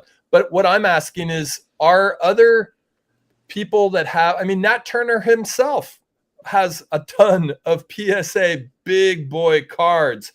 And so on a personal level, his collection is somewhat devalued if there's, the difference between 10s going down to 9s or whatever it might be. So like, I'm just curious, like, I want to hear from people that have like massive holdings in PSA 10 and 9 holders who don't think this is a big issue, or who do think this is a big issue, because they're the ones who are really affected by this. I have a little bit, but there's people that have hundreds of thousands of dollars in this. And those are the people who I'm curious to see how they respond to this. From the looks of things, they have millions of dollars that are way above our pay grade. We have a lot of our money in it, but I mean, these guys pay that for one card, and one card it's not going to make or break them, obviously, if they're spending that kind of money, or at least it shouldn't. But you're right. I'm sure in the next week or two, I mean, you'll hear from them. It's fairly a fresh wound right now, but just like we heard from them with the Backyard Breaks thing, right, Mike? I'm sure they'll have an announcement next week. Leighton, okay, hang on. Okay, so listen, we do have a bit of a schedule to adhere to. We have more guests coming. We got Laine Pearce from 130 Point, who's going to come on soon. But I first want to go to Leighton, and I want to ask you, Leighton, first of all, how is your evening? Do you want to stick around for the full amount of time I said, or do you want to dip out, let Mike Petty stay on longer? Totally up to you. Oh, I'm happy to dip out. Like, I have a fun tonight, so I have to stay. Mike seems also much more energized and excited to stay. And fired up. No, I've been having. It's an interesting discussion, and I really do appreciate, Jeremy, how fired up you are, not just on behalf, of course, of your collection, but it's really more of what's going on in the hobby. And I hope that if Nat or anyone from PSA of Consequence is listening to this, is that, collectors at the very least, and I know it's financially driven, right, in a lot of cases, but I still think it's not just financial and that we care. So when I keep harping on education, I just know that if I want to be doing this for 10, 20, 30, 40 more years, I don't think handling the way that PSA handled the adjusting of grading standards and forgetting to let everyone know that the website was updated, however you want to portray what happened, I just think that we need to do better. So at the very least, I'm hoping that this discussion causes PSA to handle the next thing differently, and to be clear, also address this a little bit more clearly, because as all of you have mentioned, not just in our chat here, but also the people who are actually watching live, because I can't see that chat, is that whether it be it's our cards or hundreds of thousands or millions of dollars, there really is a lot of money at stake. So hopefully PSA is going to do something to talk about a lot of the questions that have been brought up on this show. And that, to me, is a good thing if you're bringing out these kinds of questions to the forefront of what's going on in the hobby. And as I alluded to earlier, I think it's really unfortunate for the new folks coming into the space, because I think it's really hard to get a new customer in any business. It hurts the hobby in the end, because you get people coming, you want to keep them. A customer, is very hard to nurture. And when the secret to my business, Leighton, has been when you get a customer, you don't lose them. I've got customers for 25 years. And I get referrals every day. The customers that I'm losing is I'm telling them to take a walk. You're giving me problems. I don't need you at my age. And please leave. You know what I mean? I don't need you want to nurture these relationships, and that's just business as far as the way I was raised with it. I mean, Agreed. Small business maybe, but whatever. I deal with some pretty big clients. Well, listen, I'd like to leave on a high note. We love you, buddy. Vince Vaughn. I went down today to go see my family that are in the Freehold-Manalapan area, New Jersey, and I actually went to 2 card shows. So the first card show I went to, I had never been to before. It's one of these like Saturday, one day. I don't know how big it was. It turns out it was mostly Pokemon and One Piece cards. My son was thrilled. He spent more money than I did. We spent $10 on admission. He spent $21 on One Piece packs and a single. Mm-hmm. And one of the dealers gave him a free card. And the guy told me how he played tournaments. Just like really nice, good people and great energy.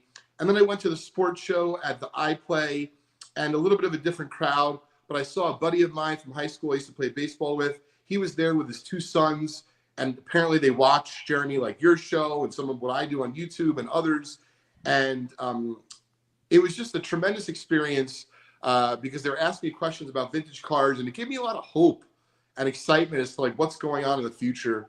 So, you know, I can tell you I didn't spend a lot of money at that show, but I did outspend at least the first show of $21, thank goodness. And the point is, neither one of these shows were really big, but yet they were both really busy. People seem excited. And as I'm learning more about TCG cards, only because of my son, I think it's so cool that I understand these players aren't, or the characters aren't playing, but the reason why they want the cards in some cases, for some people, it's the utility. For other people, they just think the character's cute. Or they're affordable. It's they're cool. Affordable. They can still, the parents can still take the kids, and then you have that history going back to the 90s with the cards. They're not charging $1,000 a box for a fake Wembley with a relic that from a bat knob that doesn't exist.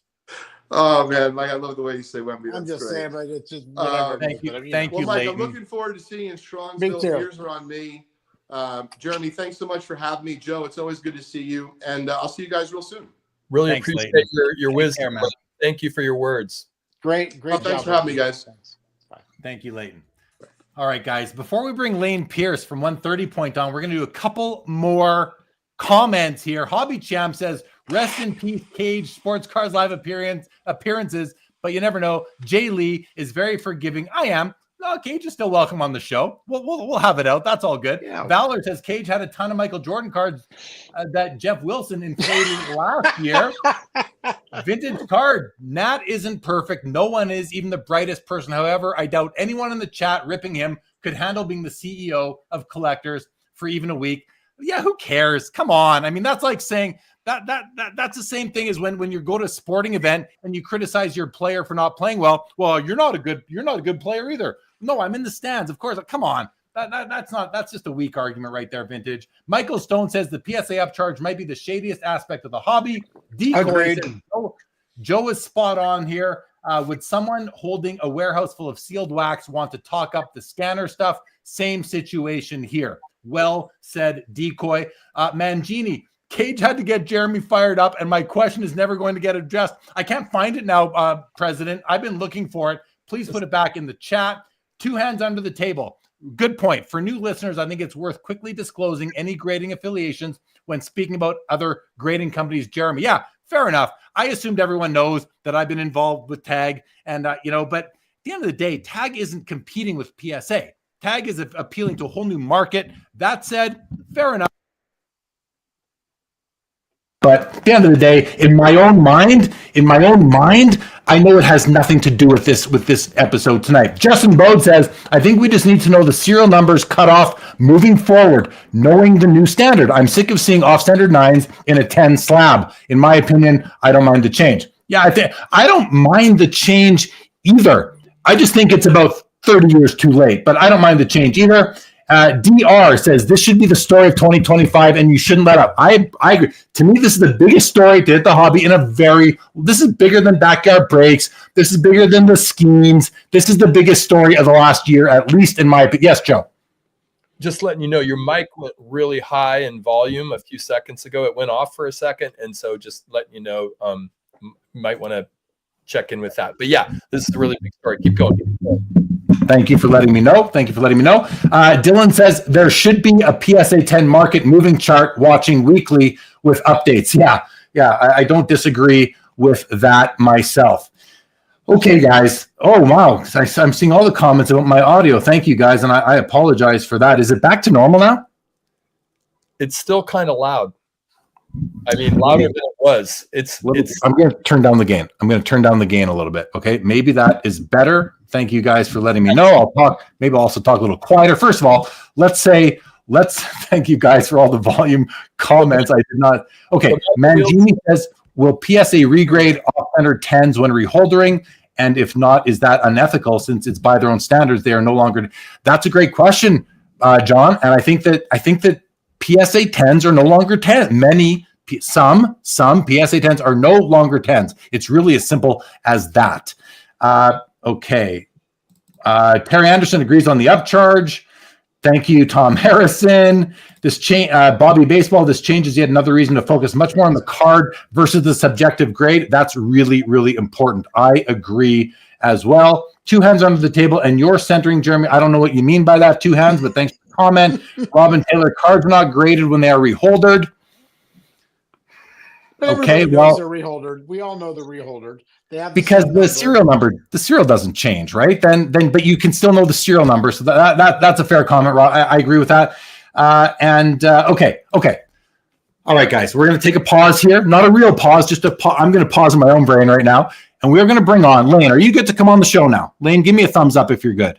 Laine is good, guys. All right. Mike Petty, I want you to stick around. You can stick around. We have our next guest after Laine coming on about 20 minutes. So, Mike, you're good to stay on until then. Awesome. Thank you. Unless you want to leave.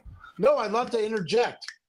Thank you. All right, guys, let's everybody please welcome Laine Pearce, founder of 130 Point, a tool that many of you probably use.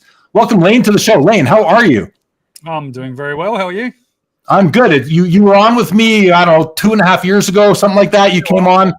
It's nice to have you back. I love seeing you at the various, whether I see you at the National, I saw you at Fanatics Fest last year. Good to have you back. You've been listening. You've been in the back here for about 45 minutes already. What have you been thinking while you've been listening to me lose my marbles and the chat and the other panelists? And by the way, say hi to Joe and Mr. Mike Petty. Hey, Joe. Hey, Mike. How you doing, Laine?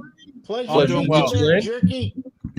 I'm doing well. This is going to be a bit fun, though, because, Jeremy, your mic is still a little bit off. So their volume's down, yours is up. So it's a fun time. But, it's been great listening to you guys. Sort of all the different perspectives is really great. And, obviously, you've covered a lot of the points that have gone through my head. I come at it, I guess, from a couple of different approaches. Not only with 130 Point, but we run a trading card store here in Australia as a PSA dealer. So we're in the position that we've been seeing people sort of commenting to us about their grades when they come back and sort of saying, I thought this might have been a 10 and it's a 9. And now that they've actually come out and changed the grading standards online and actually made it, clear to us, and we can visibly see that they've said, no, it's actually 55-45, not 60-40. It kind of makes a bit more sense now in some of those questions that we keep getting from people. And some of the questions I've had myself where I'm like, hang on, why is that not a 10? Like cards that we submit ourselves, I've been doing it for 10 years almost. And I've seen, I've got a good eye. I don't even use a centering tool anymore because I can generally look at a card and know what it's centered. And then we've seen this sort of change come forth, and it's kind of a bit of a, moment in my head where I've gone, yep, okay, now I can see why this stuff's happening, because they've clearly been doing this for a period of time. And it's been happening. It just hasn't been stated out up front, and people haven't been aware of it. So it does, it's kind of clicked for me in that regard. And I guess the other part of it for me is that, I'm concerned more for newer collectors coming in. So 130 Point, we kind of are that platform that's used, it's an everyman kind of tool. It's an every collector kind of tool, every person kind of tool. It's just designed to be simple enough to use for everyone.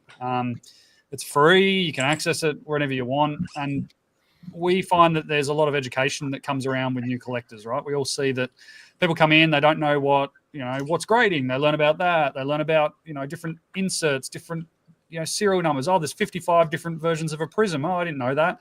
There's so much to learn in the hobby as it is.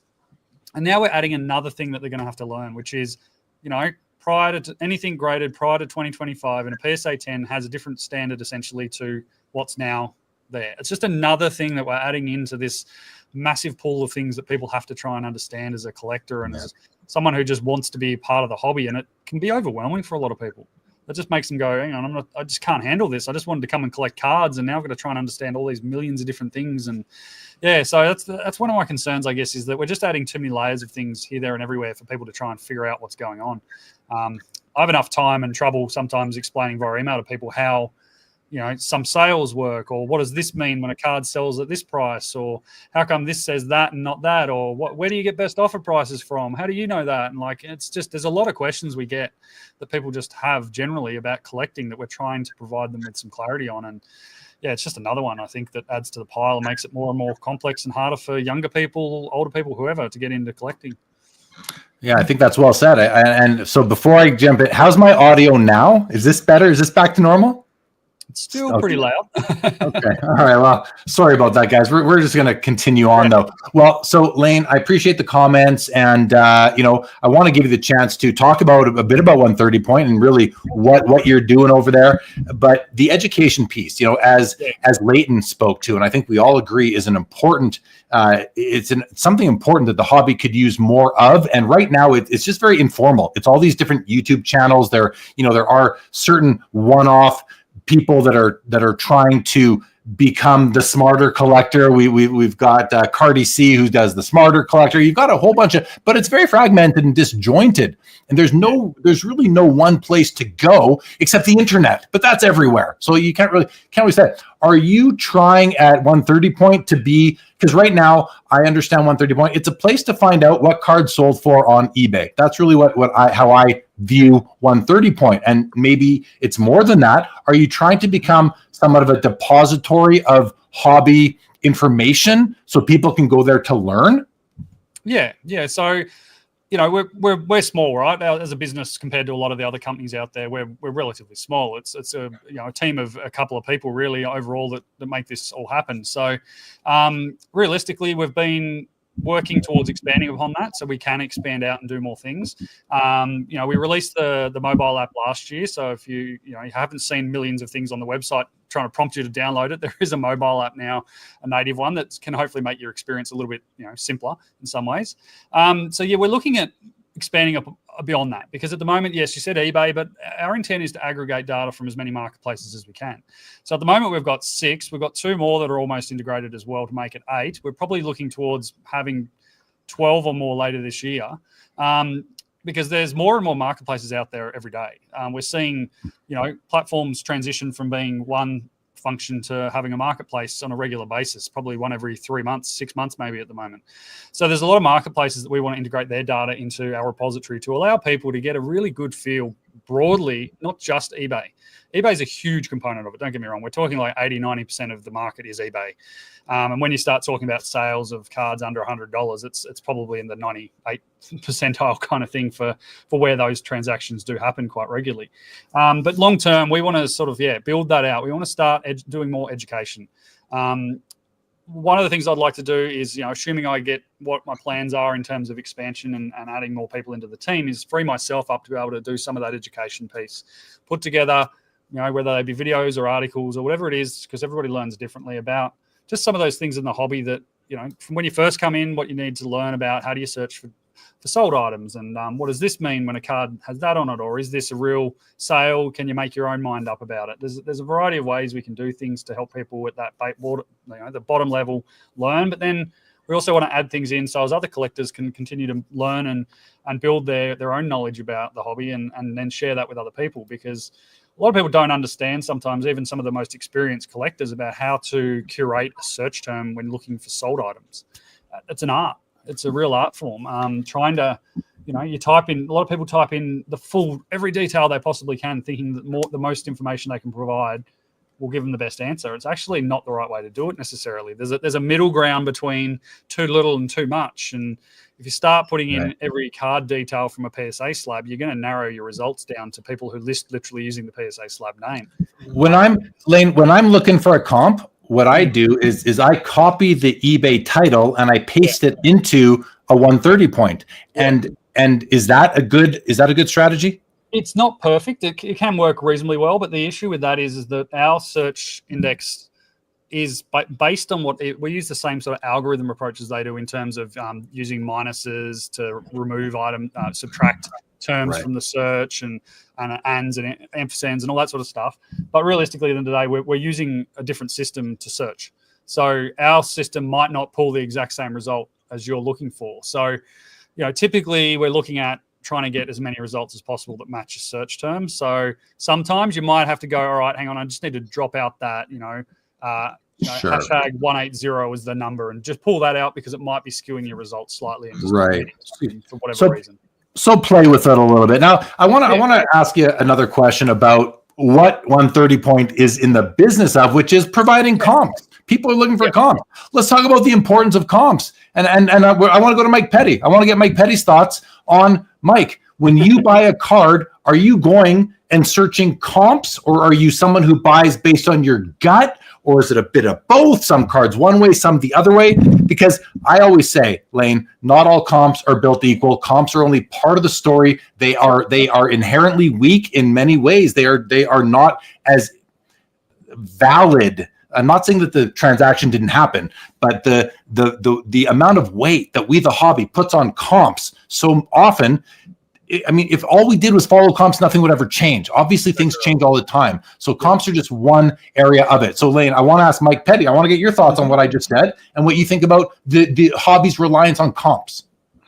Well, I'm a buyer, so I buy things. I do use 130 point, and I do like it. I mean, it does have a lot of information on it that even VCP won't have. Now, I don't use Card Ladder. I tried to.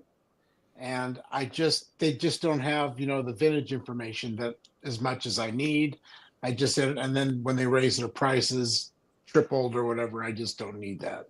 I like the 130 point. So I generally start my search with that.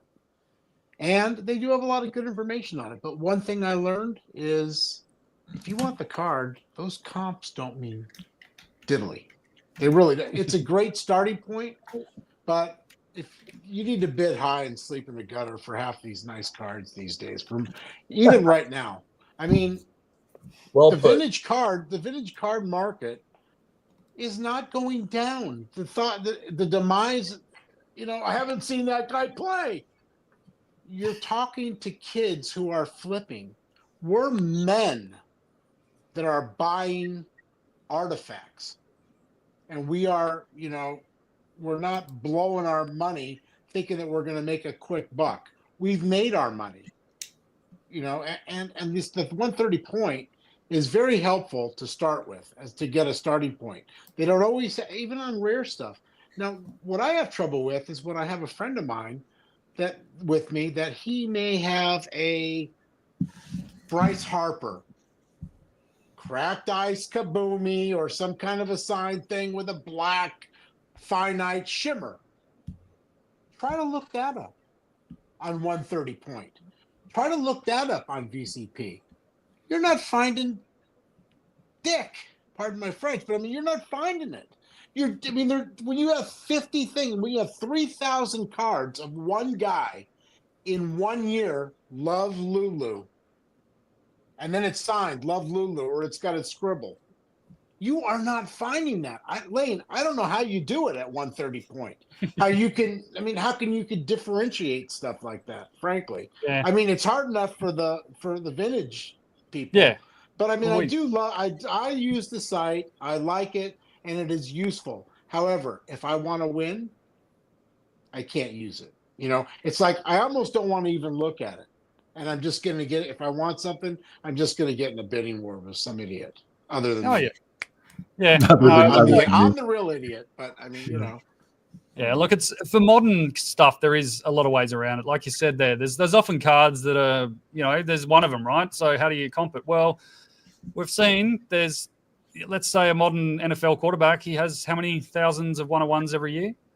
There's a lot. So you can generally go, all right, I can't find that one, but I'll find the other one that's similar to it, or from the set before that's a similar price point, right?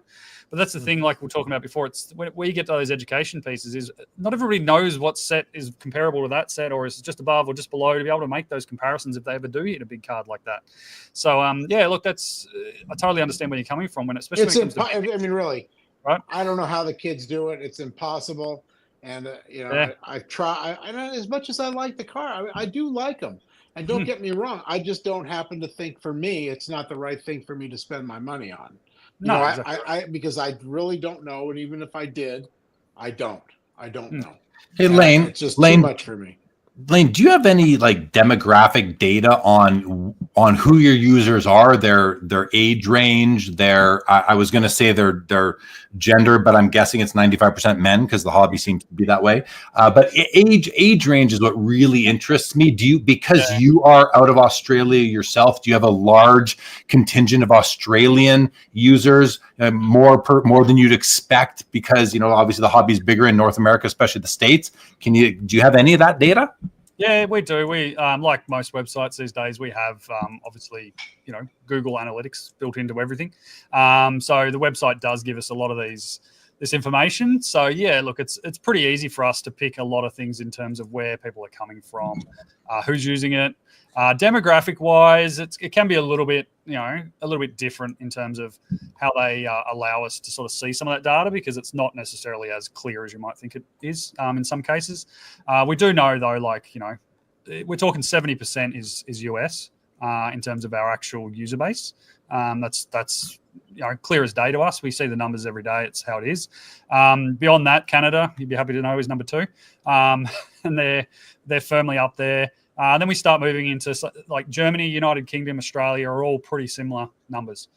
So it gives you a good idea. And then there's a whole bunch of the Southeast Asian countries that use it, and it just kind of, you know, it's spread across the globe. Really, there is quite a bit there.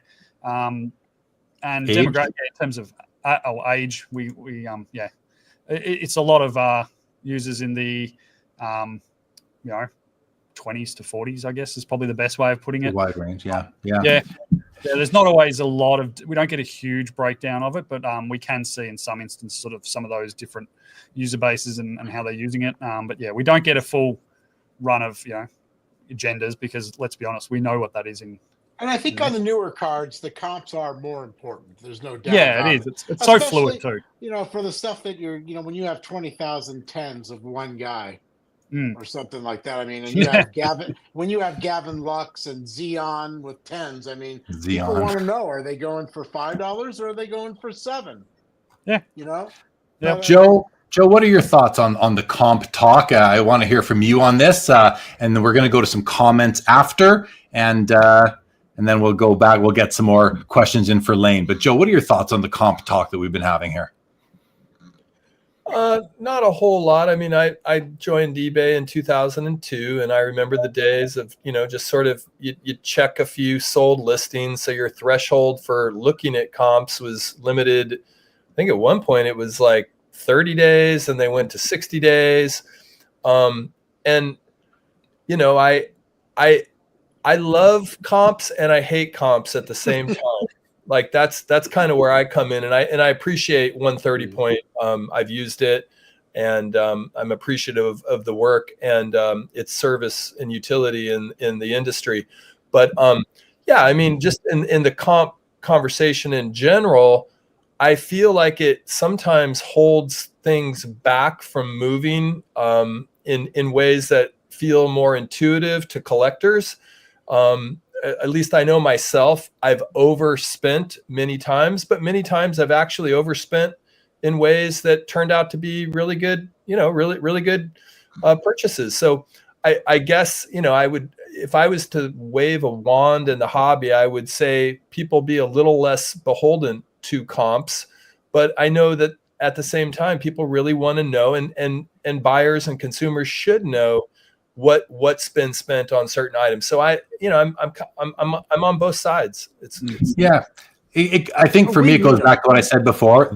Comps are one of the data points that I look at when I buy a card. I often do look at them, but not all the time, guys. Sometimes I just buy a card because I want the darn card, and I don't. Comps be darned. Like, I'm not going to let right. Exactly, Mr. Petty, because I don't want a lower comp to bias my willingness to bid or buy the card at the higher price, and it might do that. I don't want to be swayed away from spending more money than the comp. So I will ignore comps on purpose when I buy certain cards. You don't see a card for 2 or 3 years. Well, that's that. Right. I was just going to say, when it comes to a more commodity type card, comps are more important. That's really Laine, right, Laine? That's a scale. The more liquid the card, the more important I think we feel comps are. Does that make sense to you, Laine? Yeah, no, I agree. I feel I'm kind of in a similar situation to you guys too, by the sound of it. You guys are at the point now with your collections where you've really honed in on what you want. The things that you want don't always come up that often. So I'm a Devin Booker collector. I've got a heap of his rookie cards. I'll buy cards every now and again when it's something that I need for my collection I don't already have, and that's rare. I think I've bought 2 cards in the past 3 or 4 months maybe. And one of them was a 101 tag that was game Me worn. too, so honey. Me too, honey. Talking to my wife. Yep. So I don't buy that many these days for that reason, because they don't often come up with what I want. Doesn't often come up. So, we're in that situation. But then you've got all those millions of other people that are collecting out there / investing, whatever you want to call them, flippers, whoever it is that makes up this whole ecosystem, that are in a completely different scenario to us, where they're looking at what is this worth today, what's it worth tomorrow. I want to buy it at 80% because I want to sell it for 110% tomorrow and make some money so I can go buy some more cards and then make some more money on them. And they might be doing it as a business. They might be doing it to fuel their hobby, because they might also have a collection. They want to, they've got 20 cards they flip to help buy their collection. There's a million different reasons why people do this. So that's why it's, it's always good to hear voices from everyone, because you get different perspectives on how people collect / invest / flip, whatever you want to call it. It's a wild and wonderful world out there, and you hear all these. We all do it differently. Exactly right. Yep. So, that's why I'm the same though. I overpay for cards regularly if I want them for my collection, and I see it. I don't always look for comps. I'm well known through the industry to set records, my friend. Exactly. There you go. And I'll tell you, I've set a couple records myself. Every time I've done it, it has worked out well in my favor, because I'm buying the right stuff when I'm setting the record, because my instinct is good, based on decades of being immersed in this hobby.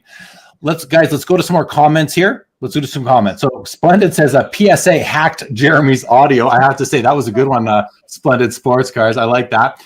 Dan says, would really love to see Petty interact with Dan the Cardman, 2 of the best truth tellers in the hobby. And Dan the Cardman, he is coming on this show. He'll be on with us in about half an hour or so, but probably won't overlap with Mike Petty. But that's today. There's always a future episode. Mike Petty's welcome back. That is for sure. Hello to the Southern Collector, Tony. Oh, what's going on?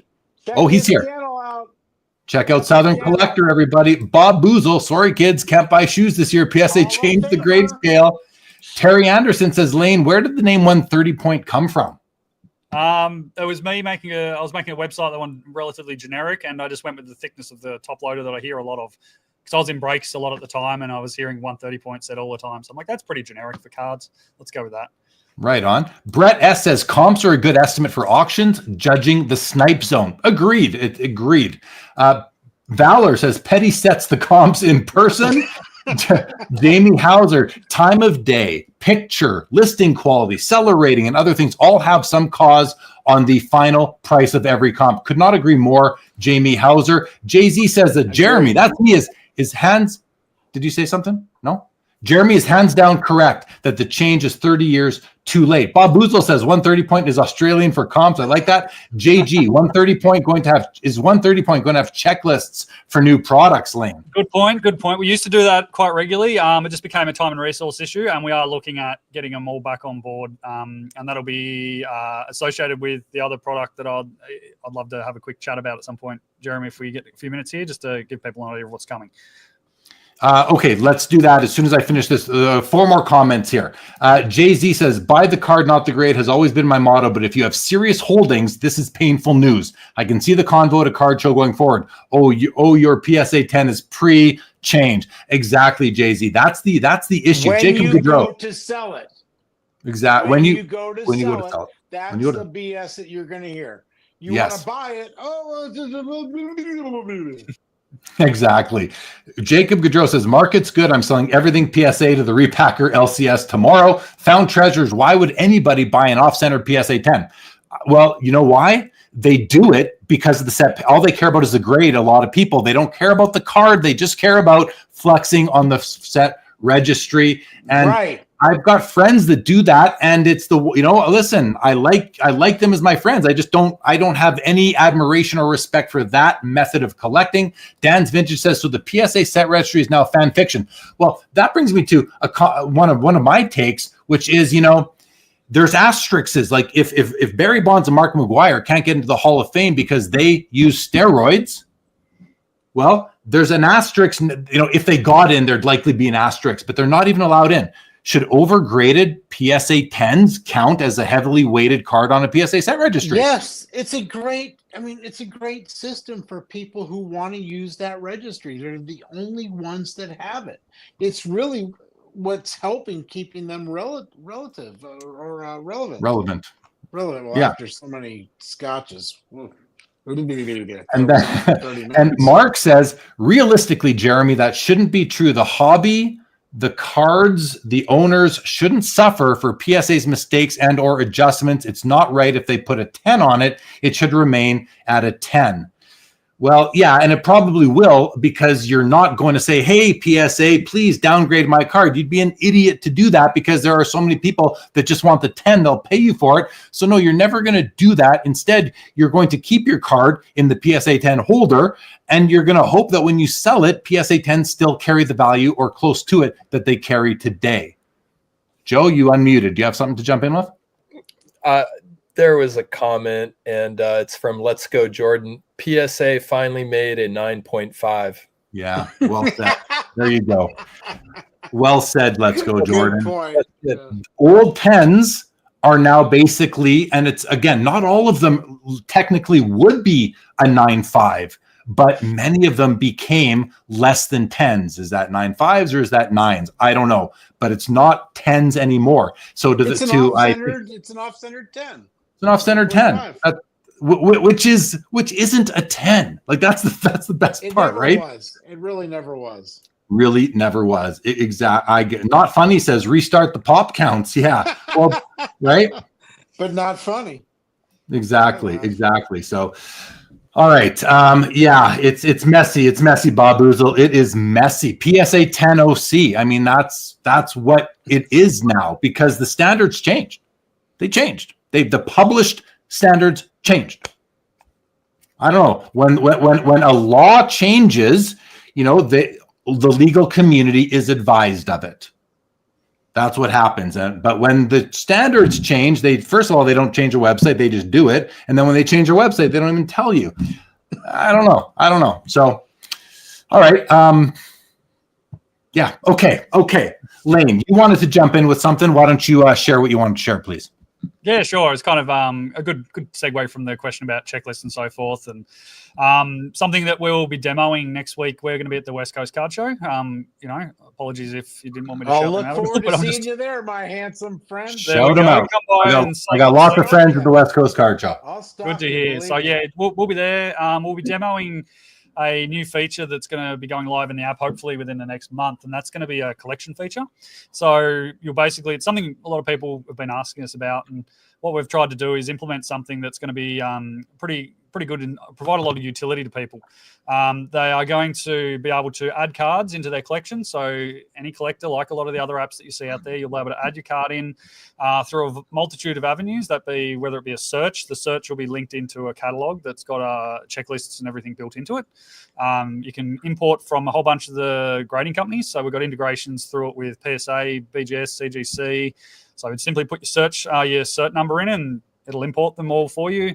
We have a web function part to it as well, so that you'll actually be able to go to a web page and have your collection in front of you as well. So it's not just going to be on the app. It's going to be across 2 different like platforms. I guess you've got your web bit where if you want to do all your detailed work, you can jump on your computer and look at it, or you'll have your app where you can jump in there. And we're putting in a whole bunch of features that allow people to add their collection into the app and then also track the pricing. So that's something that we've been asked about for a long time, is I want to be able to track my pricing. And we know a lot of apps do this. There's a few out there that obviously do it. We're trying to do it for basically anyone and everywhere. We're not running it's going to be based on your search query, the pricing for your cards. This is where that education piece we talked about, it's going to become more and more important for us to get that out there, is to get people to understand the best way to curate that search term to get the best pricing for their own cards. So they'll be able to do that. I will admit it is going to be a subscription-based service, so people will be needing to pay for it because there is a huge amount of resources in the back end. It's going to start at $4.99. $4.99 will get you 250 items in your registry that you can use in your collection, and it goes up from there. There's a couple of different tiers in terms of how many cards you want to add in, and it'll just give you the ability to track those items and get some pricing and updates, and you can still do all the other functions in the app you want to do. You can still search up your pricing. You can still, I don't know many people know about this in the app, you can actually watch items within the app across all of the 6 marketplaces, and hopefully up to, like I said, later this year, 10, 12 marketplaces, and get notifications when those items are going to end. So this is like something I always say, as I said before, Devin Booker collector here, his cards often that I want are on 3 different marketplaces. So I have to go and then watch the different marketplaces and see what's going on. Excuse me, my phone's decided to ring here. It shouldn't be today. It's a Sunday. Don't answer that when you're on a big show. The old technical difficulties are on. Watchers here. So yeah, when you'll be able to do with all that is you can watch items in different marketplaces across eBay, Fanatics Collect, My Slabs, Golden, Heritage, Pristine. At the moment, you can, if you've got something in different marketplaces, you can watch them all in one place. That's awesome. The idea. We want to bring everybody into one area to aggregate their collecting journey, their investing, whatever they want to do. The other thing too is we're actually integrating it with marketplaces. So you can list your cards on there. You can be a dealer as well if you want. You can have your cards listed on the platform, and then you can, with the click of a button, list them on eBay. And you can list them on you've got a Shopify store, you can bring them in. So dealers, this works as well.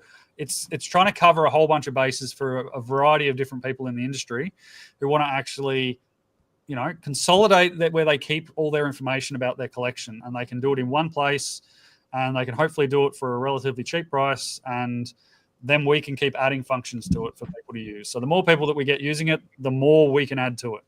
Well, I want to congratulate you on all the advancement and the new features. I think it's great. 130 point definitely is not a one-trick pony as far as being comps, which is what I think a lot of people think. So I'm glad you're able to share that. YKDV says, though, will the collection be public to other users? If yes, is there a way to contact those users? Well, these will be the things that we're going to look at. We want feedback from users. So if we get a variety of users who say, hey, that's something I want to be able to do.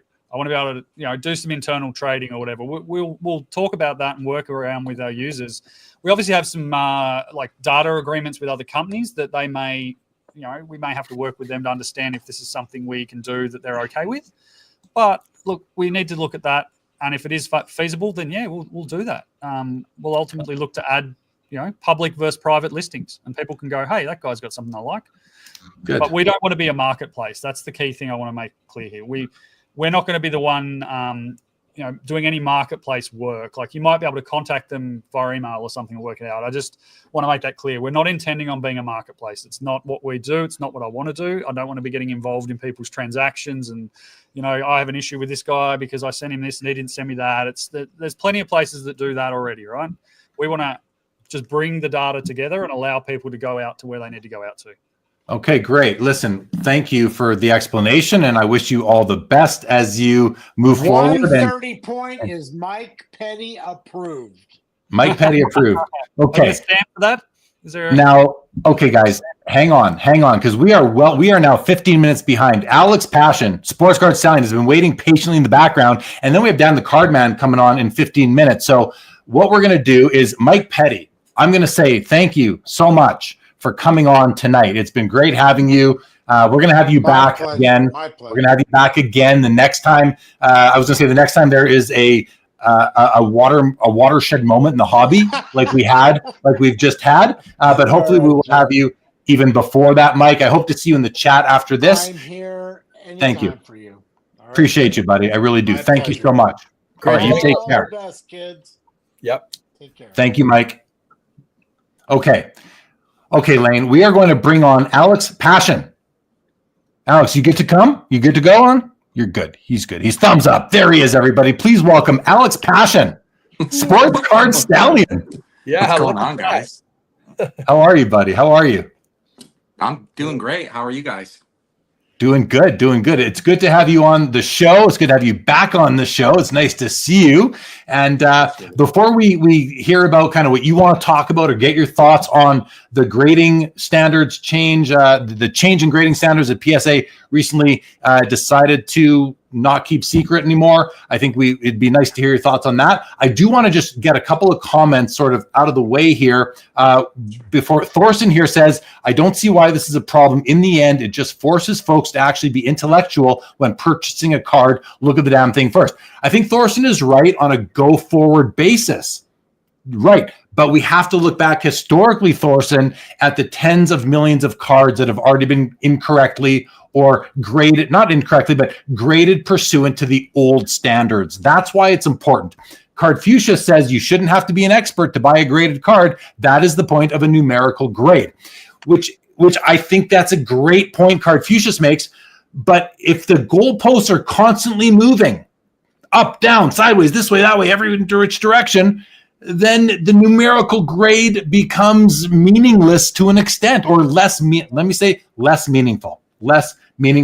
And then Sancho says, is Tag planning on buying PSA? Listen, I highly doubt it, Sancho, but you can ask them. I do not have the answers. I'm not involved in Tag's business at all. Okay, with all that said, and now out of the way, Alex, first of all, Yitz in the house wants to shout you out. Mike Petty had to go to the bathroom. I'm glad I don't have to go yet, so that's good for me. But Alex, say hello to Joe and Laine. I know you know Joe. I don't know if you know Laine. Laine, nice to meet you. 130 point OG software. Love it. Still use it at shows. Might not load fast at shows, but I think it's because of the show. Yeah. The show Wi-Fi. Not exactly 130 point, right? We've finally got we've got some good servers now, so it does load well if there's decent Wi-Fi. Awesome stuff. So Alex, you've been in the back. Have you been watching from earlier on, or did you just kind of join the show? Here and there, I watched the show a little bit, but I did some research on some of these changes that happened. One mainly with the centering. And let's hear your thoughts. When I go to the optometrist, actually, let me ask you this: when was the last time you guys were at the eye doctor? Like last week, literally. Last week. And what did he say? Did he say you have 20/20 vision, Jeremy? I have 30/20 vision apparently. 30/20 vision, so it's like a PSA 8, maybe a 7 now, right? Maybe now it was a 10 back then. Now it's a 9. Exactly my point, right? Why? The question is, one, this kind of enhances the AI, the technical grade softwares, where those might be more accurate than human. Everybody loves PSA. I get it. They're the top tier. They're number one. I personally use them. But it's human grade at the end of the day, right? And those changes that are being made now does show and reflect human error. It really does, whether you like it or not. And the sad thing is we're not, what I'm hearing is we're not quite at 50-50 yet. What did they say? We're at 55-45? Yep. For we're 10, not 50-50 yet. So 50-50 eventually is bound to happen down the road. It is, whether you like it or not. So this adds value to Tag. This adds value to, is it AGS that is also non-human, I believe? It does. It adds value to their service, right? The cards, the cards like AGS, I haven't seen any that, where the value is lifted, all due respect. But at the end of the day, there's going to be another bump coming. We don't know when that's going to be. And it really, if I personally was Nat, I would have just made the 50-50 jump and just get all of the pain out of the way. I know it hurts, but this hurts too, right? So why can they actually tell if a card is perfectly 50-50? Do the human eyes have the ability to do that? Or are they using some sort of computer software to measure the centering on car? I don't know. I'm asking the question. Like, yeah, I mean, obviously that's probably proprietary. I personally don't know, but at the end of the day, if it does come down to a human, we're human, right? We're on our 7th hour out of our 8-hour shift. We're getting tired. Maybe we played video games all day the day before. We're just really drained, right? And so all of a sudden we're making, for the first 7 hours, some great 50-50 calls. Here's a couple PSA 10s. But that last hour, again, human error, you start to feel tired, right? So the eyes get tired. And that's where, things can get essentially faulty. So it's kind of scary, right? Because we're talking about thousands of dollars on the line. A lot of people, they prep their cards, they've got their fingers crossed, their toes crossed that these things come back a gem. And sometimes we've seen cards where we're like, why is this a PSA 9? The centering is 50-50. So point being is the human grade. I think with this change, it emphasizes that human grade may not last this next 10 years. It's going to take a while, right? I think it's a generational thing. You've got a big pool and audience that are okay with the human grade, but eventually we're going to get so technical that I think it's either going to change to like an AI or a just more technical equipment used at PSA, maybe by a human grader. So I think that's kind of the direction that we're going in. And saying that, Jeremy, being on Team Tag doesn't sound so bad right now, does it? Well, it's funny. You obviously didn't listen to a big part earlier on in the show, and I'm really separating. I'm really not. Well, no, I mean, I'm not going to revisit the whole thing again. But at the end of the day, listen, I mean, okay. And I said it before, I am not even thinking about tag when I'm thinking about this change. It's not even in my mind. Literally don't even care about about AI grading or any of that. I understand that the hobby prefers human grading company. The sports card hobby prefers. In Pokemon, tag is blowing up right now. In sports cards, people are not interested. I know that. I see it. I shouldn't say people. Very few people are interested in tag graded cards for sports cards. But in Pokemon, it's all the rage right now. As an investor, I don't care where they make their money. I'm an investor. I just want a return on my investment as an investor. Do it in TCG. I don't care if sports cards take to tag or not. As an investor, as a collector, I just want accurately graded cards. That's all I want. And I just know for a fact that Tag can accurately grade cards according to their standards. They will accurately grade to their standards every single time. We know that human grading companies don't do that, can't do that. There are limitations by the length of the shift, et cetera, et cetera. So this doesn't make me feel good as far as Tag goes. In 10 years, if AI, and Tag is not AI, but people call it AI. But in 10 years, if Tag is the industry standard, I'm going to be counting my money. But that because I will make a return on my investment. But as a collector, I just want accurately graded. And for the hobby, I want accurately graded cards. I would love if PSA could just do it, and not say, well, it's up to the graders' final discretion. Well, you mean the graders don't have to follow the standards? Apparently they don't. So I'm just frustrated by that. So yeah. Joe, anything to jump in with? Yeah. First of all, I just want to say hi to Alex, a former show guest on your show, Jay Lee, as some people in the chat may recall. And also just one of the finer human beings I know, because he's such a good, empathetic, and thoughtful human being that I feel very graced to be on the screen with him right now. So what's up, Alex? How's it going? Joe, you sure you got the right Alex here? Yes, I am, because we've hung out before, and it felt like the very first time. I mean, we'd hung out before in the land of, you know, social media. But then when I got to know you in person, I was just like, I've known this guy my whole life, and he's a great dude. So anyway, really happy to have you on the show. Someone mentioned in the chat, you know, that there is some rumor that PSA has started to utilize AI to some degree, especially for centering, which wouldn't surprise me. That doesn't seem too hard to do.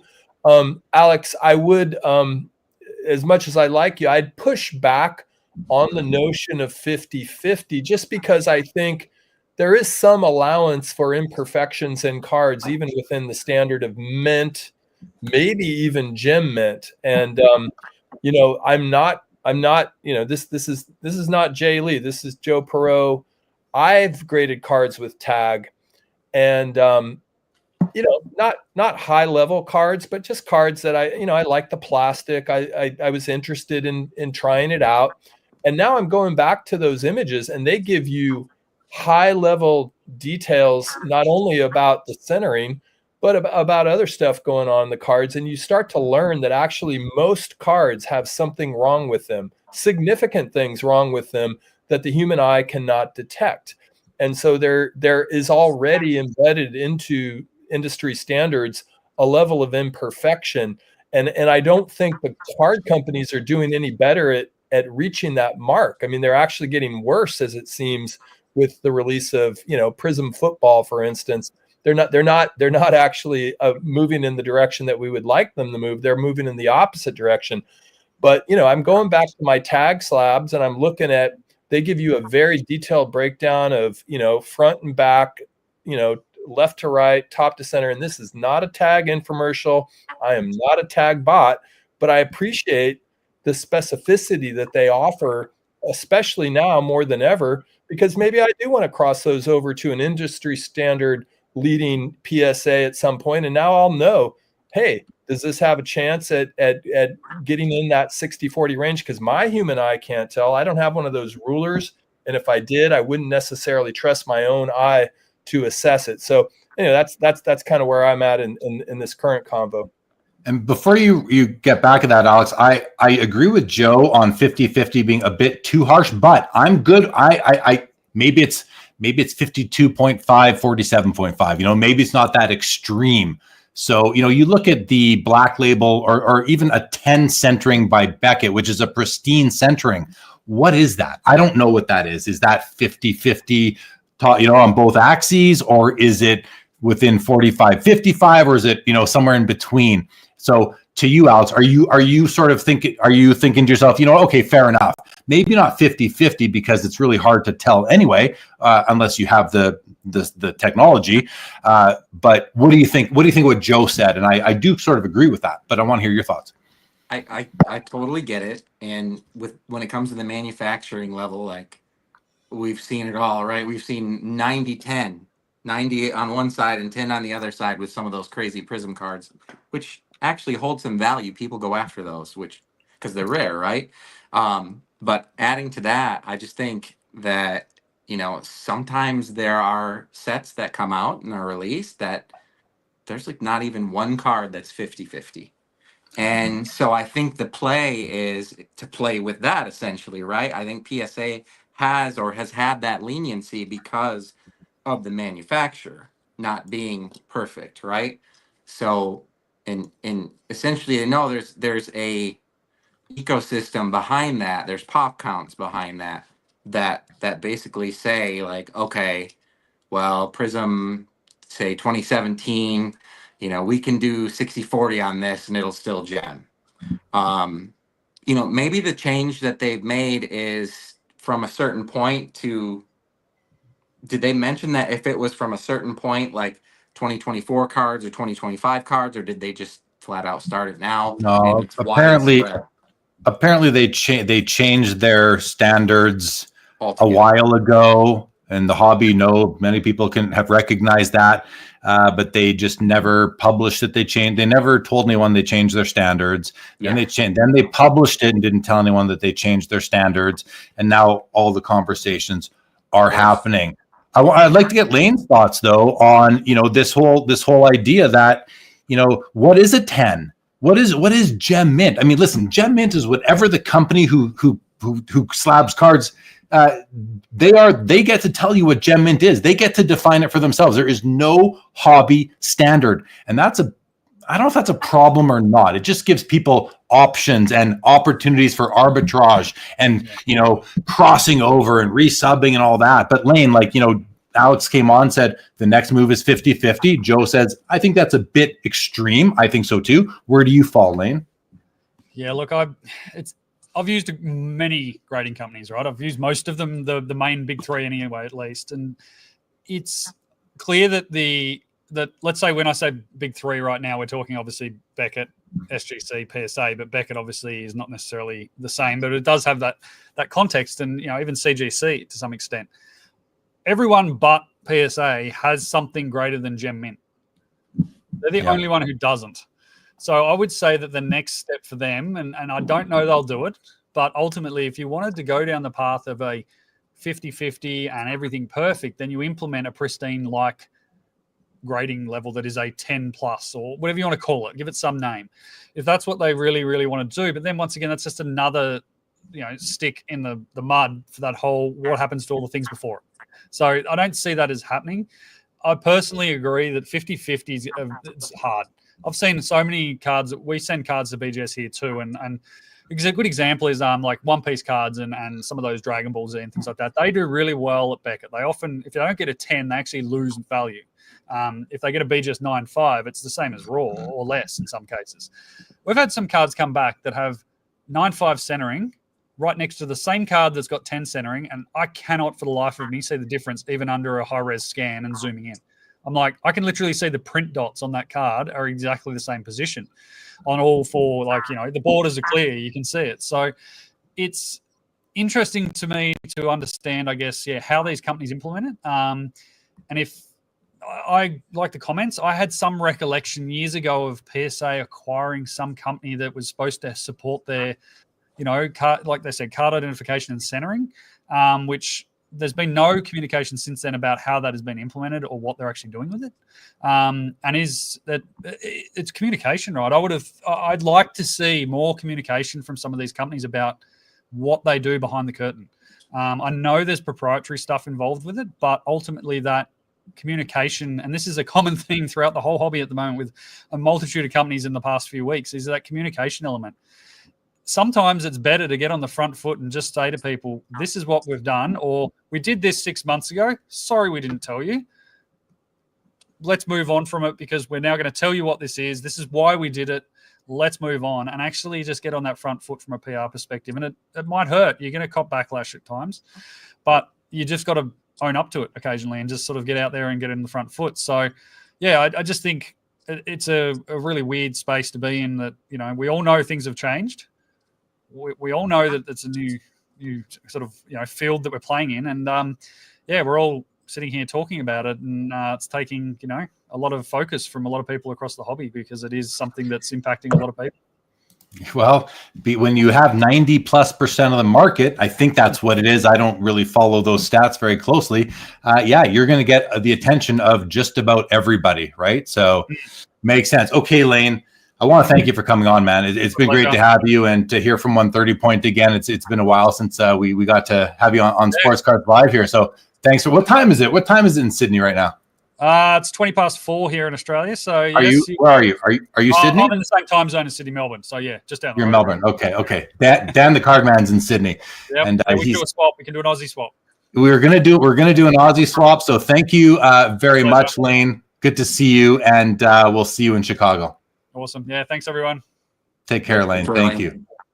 All right, guys. Before we bring Dan the Cardman on, I want to go some comments. I've been marking these, and Midlife says that PSA does use Geniment software, which they purchased. I heard they purchased it, but I also heard it was dormant and they weren't using it. But what do I know? If Midlife knows, then we'll go with that until someone tells us otherwise. Tom Harrison says, does this make older BGS 9.5s as desirable as older PSA 10s? I think it moves, it pushes them in that direction. I personally think so. Michael Stone says human graders can't do 50-50. I think that's true.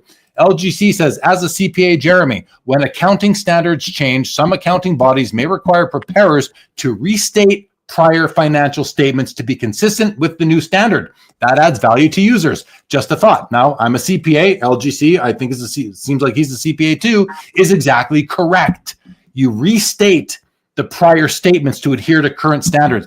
I don't think PSA is going to be rolling that out because it would cost them their company probably, but it would be the right thing to do.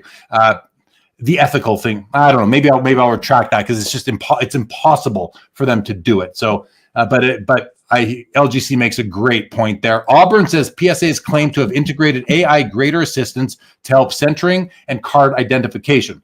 Great. They need all the help they can get. So that's great. Auburn also says the change is an issue as PSA updated the language while also saying the standards haven't changed. We've heard this comment consistently tonight, and I think that is an issue, Auburn 35. I completely agree. JMax says it seems like nobody uses PSA because they want to use PSA. They use PSA because the market dictates it to maximize resale. I mean, I've been hearing that for quite some time now. Jay-Z says that comment is perfect. Sancho says PSA 10 plus. To Nat Turner, that's perfect. PSA 10 plus. Maybe that's what they should have done. And Neo, welcome to the show. Neo says PSA graded about the same from early 2022 to early 2024. Sorry, they graded about the same from early 22. In early 24, they got a little easier. In 24 for about 6 months. The last 3 months or so, they went back to what they were doing. So PSA is just consistently inconsistent. They don't tell you when they change their grading standard. And listen, I've been grading with and collecting PSA graded cards. Like, listen, I graded my whole collection with PSA in 2008 when it was all raw. And I was like, okay, I'm going to go. I want my cards graded. And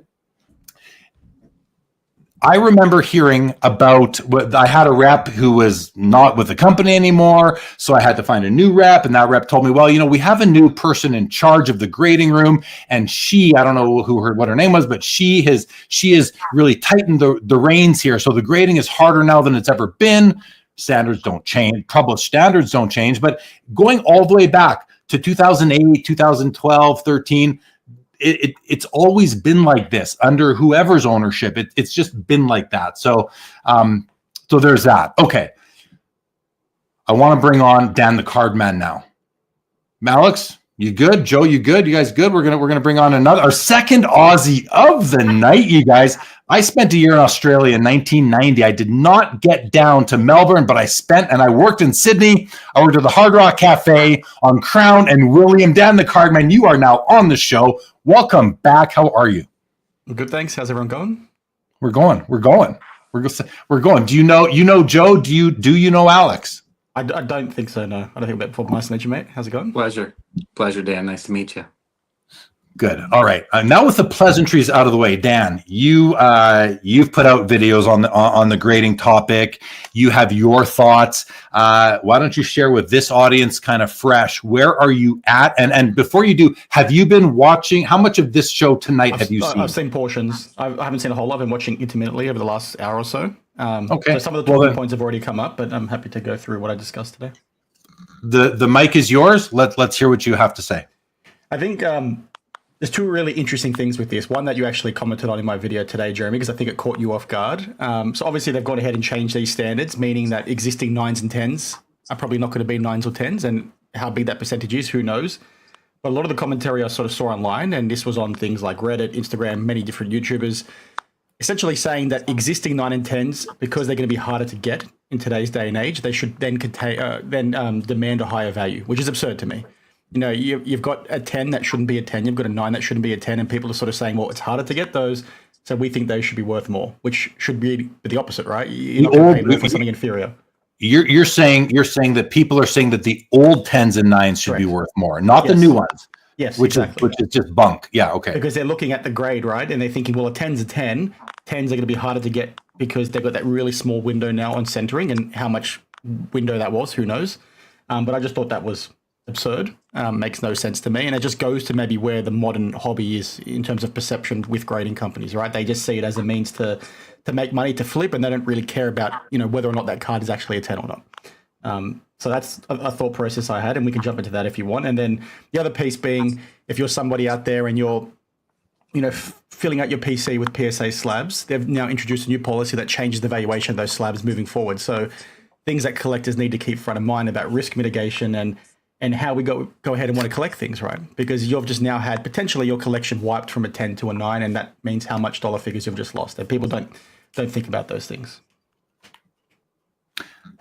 Yeah, and you made that comment in your video, and I think there was a comment that was left on the video, and I did post a reply because I couldn't fathom how people would think that old 10s and 9s would increase in value because of this. However, especially when we know when the watershed moment happened. It happened, yep, as Midlife said in his video, basically in or around when they went from an 8-digit serial to a 9-digit serial. So we have a very clear delineation between those two eras of PSA. The pre-grading standards published change and the post-grading standards published change. And that's going to be, I think, something that we're gonna look at for a long time. Now, I got to go to a comment here. I just saw it from Neo, who says, "Let's be real. Everyone will move on to the next hot button topic in about a week or so, and everyone will forget about this." That might be true for the YouTube audiences out there, and then the daily YouTube. Neo does his weekly update, which is great, and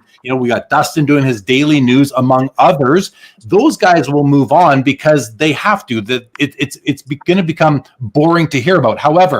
However, no one has forgotten about how we all think that early PSA slabs are valued lower than current PSA slabs before this debacle took place this week. Basically, old PSA slabs are valued.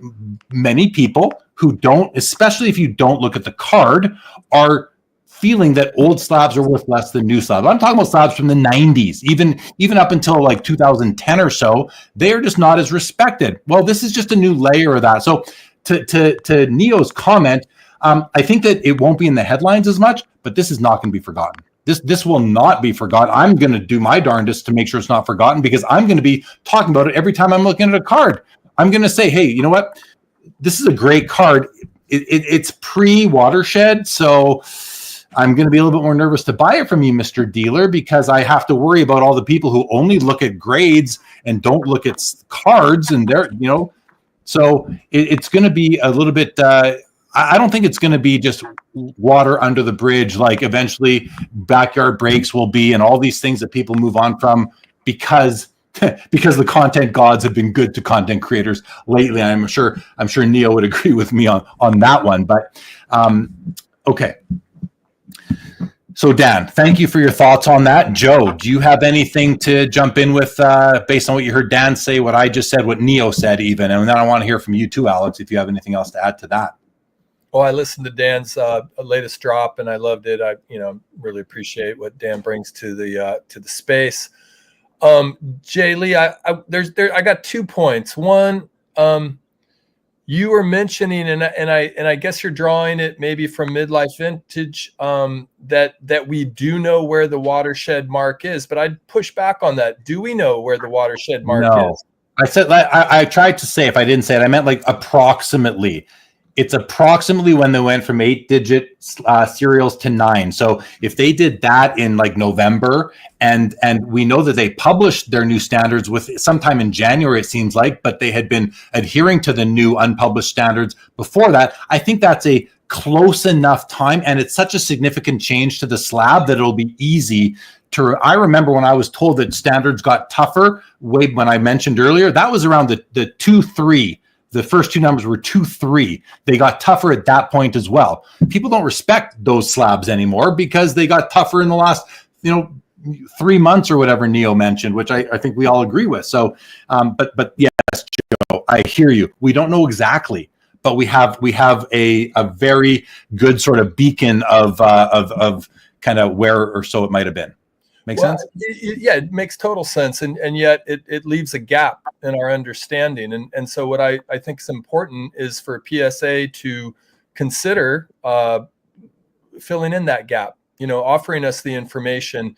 And if they don't know that, and their silence is what that is representing, well, that's significant too, because that leaves that those are the only breadcrumbs we can follow in all of this.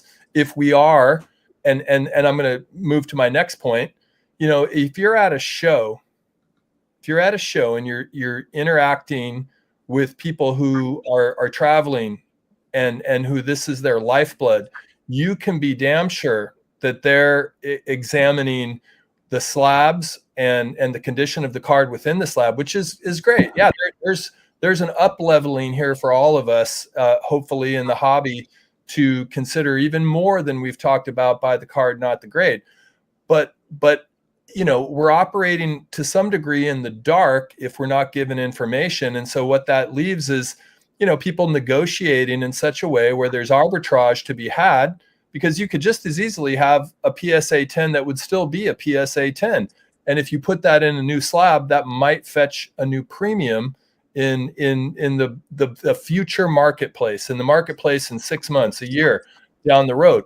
Whereas one that hasn't been shifted over to a slab may be a little suspect. And it's going to be the people that really understand the nuances of these card graders, trends. I think about Mr. Minty, our friend, Mr. Minty, who, examines these cards and hangs his hat on, do I think this can get a 10? And so that, as much as possible, if we could, get out of, the obfuscation of when this happened, I think that would be a benefit to the hobby.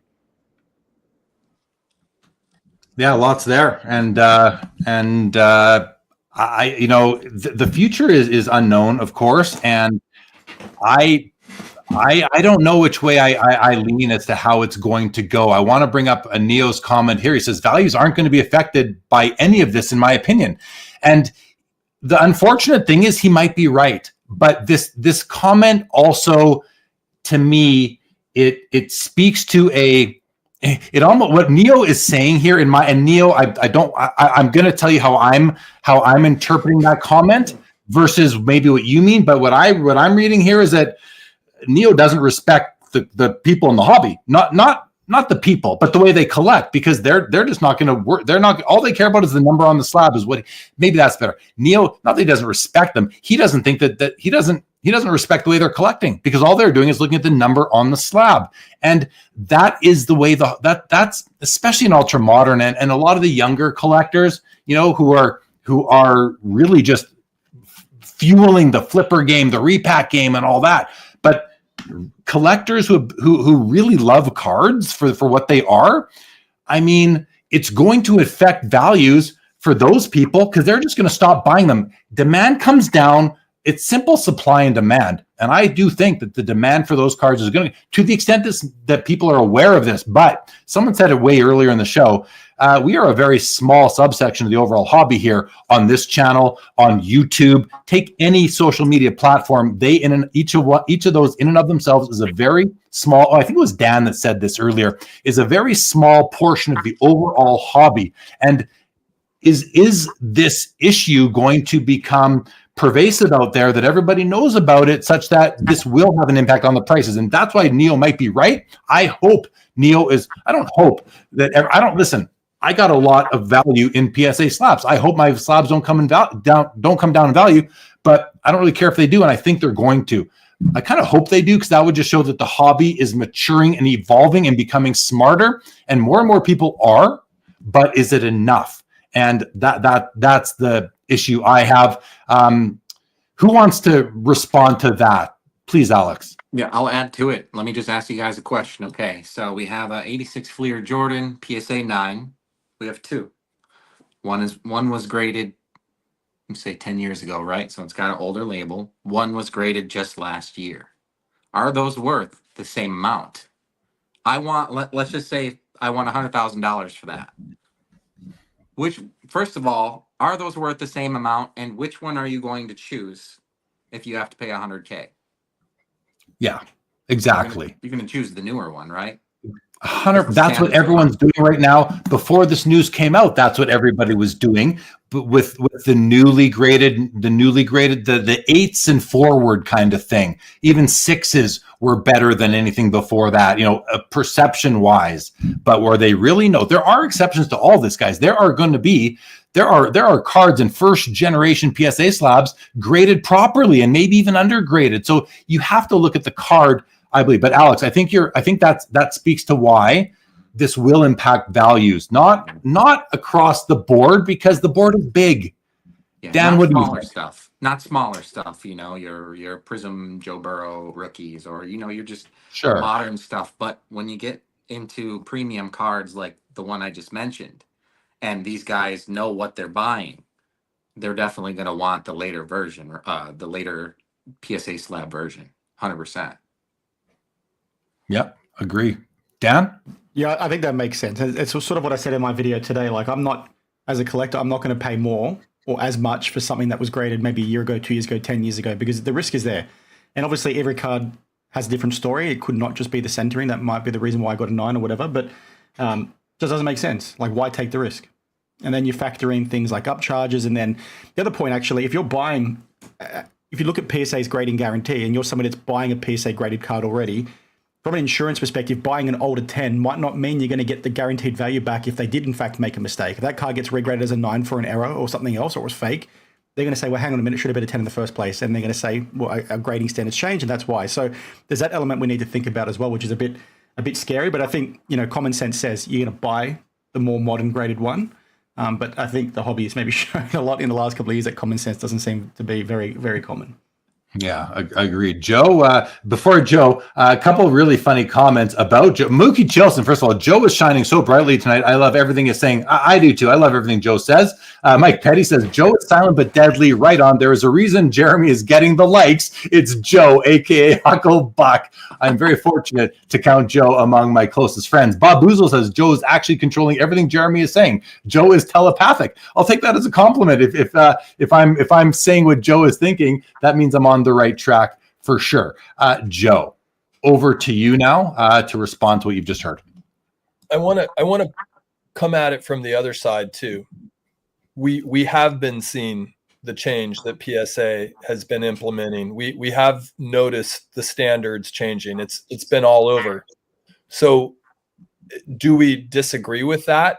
I don't think we do. I think many people want PSA to be in the vanguard of grading standards and to actually justify the premiums that they fetch in the market.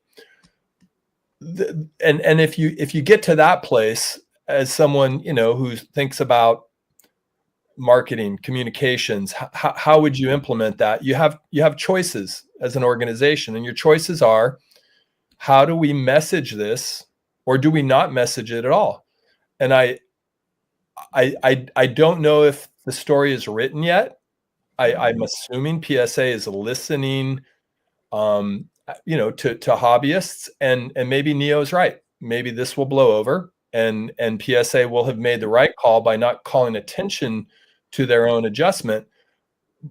We will wait and see. And this is becoming a theme in the hobby, right? This is becoming a theme of how people who have power are, engaging in the conversation, or, it's crickets, and we're left to sort of like, we ring the bell, but nothing happens, and then we move on. So it's another moment in that hobby, but I would invite PSA to actually acknowledge this and accept that there will be some fallout, because there's going to be fallout regardless.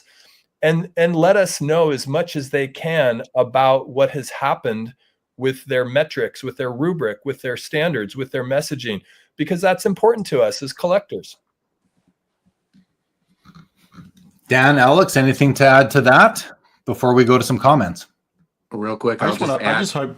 Well, let's go with Alex. I heard you first, Alex. Go ahead. Just real quick, I'll agree with Joe. There's a lack of transparency here. A company that PSA actually owns, SGC, they do a really good job whenever there's changes. You see that gentleman pop right up on your Instagram at the top of the feed, and he's already got 1,000 likes on there within 10 minutes. I'd love to see that with Nat or whatever representative from PSA, just come out, say it. The hobby has to accept it regardless, and I know that they know that, but just, ease it in slow instead of fast is all I have to say. Fair. How about you, Dan? The only thing I want to add is that I want to say that I like that PSA's made the change, because I'm all for these businesses, streamlining things and make it more explicit as to what actually constitutes a 10 and get rid of that ambiguity within the process. I think it just comes back to them making sure that they're now going to stick to their own standards, because there's so much leeway, so much inconsistency in the past that it's like, well, okay, you've now made it easier for yourselves to determine what should be a 10 based on centering. Obviously, there's all these other factors. Now stick to it. Stick to your own policies and procedures. Don't say it's going to be this and then we see all this dog crap coming out. So I like it. They just need to apply it. And listen, I want that too. I want that. I recognize that PSA is the leader in our space because the hobby has told us all that. So I would love them to be consistent. You said you want to see them adhere to their own standards, Dan. Unfortunately, they've never been able to do that ever. So I just, and with the rate of growth they've had now they have offices in different countries and different places that are grading under different supervision. They're losing, there's no way that they can't lose some element of the control that they have over the graders and the product that they are putting out there. So I don't think that's going to happen, Dan. I think it's wishful thinking. I would like definitely. It to as much as anybody else would. Listen, believe it or not, I'm team PSA. I want PSA to flourish. I like the slabs. I really do. I do not like the Beckett slab because the plastic, it's all cloudy and you can't barely see your cards through them.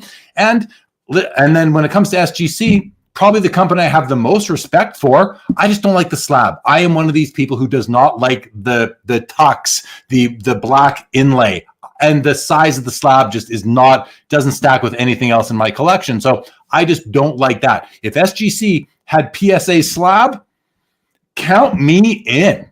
Like, come on, that's a no-brainer. It's the slab. So, because I care about how my card looks, not just how it's graded. So, with that out to the side, I want to go to a couple of comments here. And Vintage Oddball says, people buy the number, not the card. Not everybody, Vintage, because I don't, and Joe doesn't, and John Mangini doesn't, and Mike Petty doesn't, and I don't think these guys below us do either.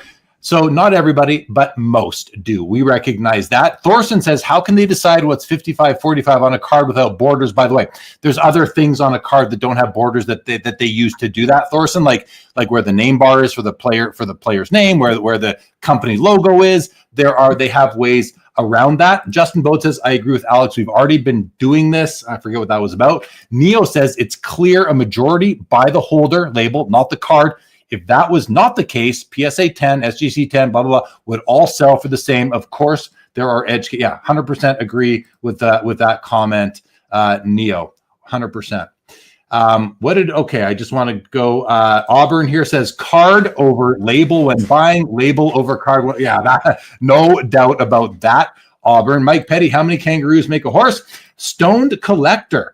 I haven't read this one yet, so I don't think the change will hurt older values. PSA has never been consistent, even with requiring 55-45 to gem. I can guarantee there will be just as many 70-30s sneaking through that happens today. Interesting. I hadn't thought about them, not adhering to their standards by that extreme under this new published standard, but Stone Collector thinks that they are going to let through a lot of they're going to overgrade a lot of cards still, which they are incentivized to do so for the upcharge, but I don't think they want to do that. I don't think Nat wants to do that. Well, what do I know? I'm not in his head. Maybe he does.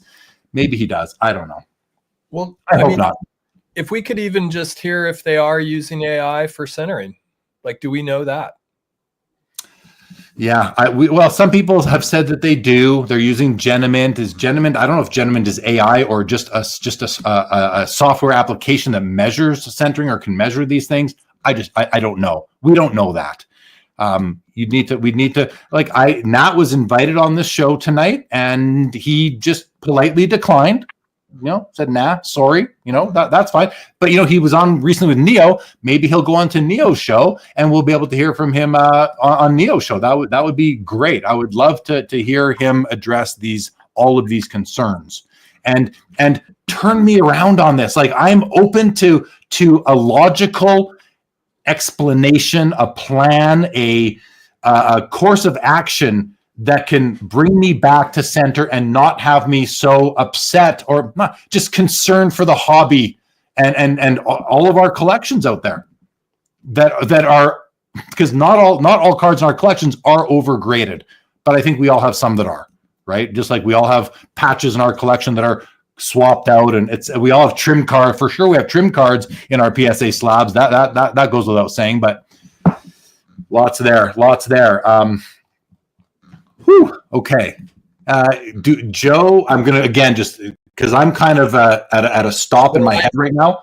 Joe, I'd love to hear from our guests. I've talked a lot tonight. So Dan, Alex, anything you guys are thinking?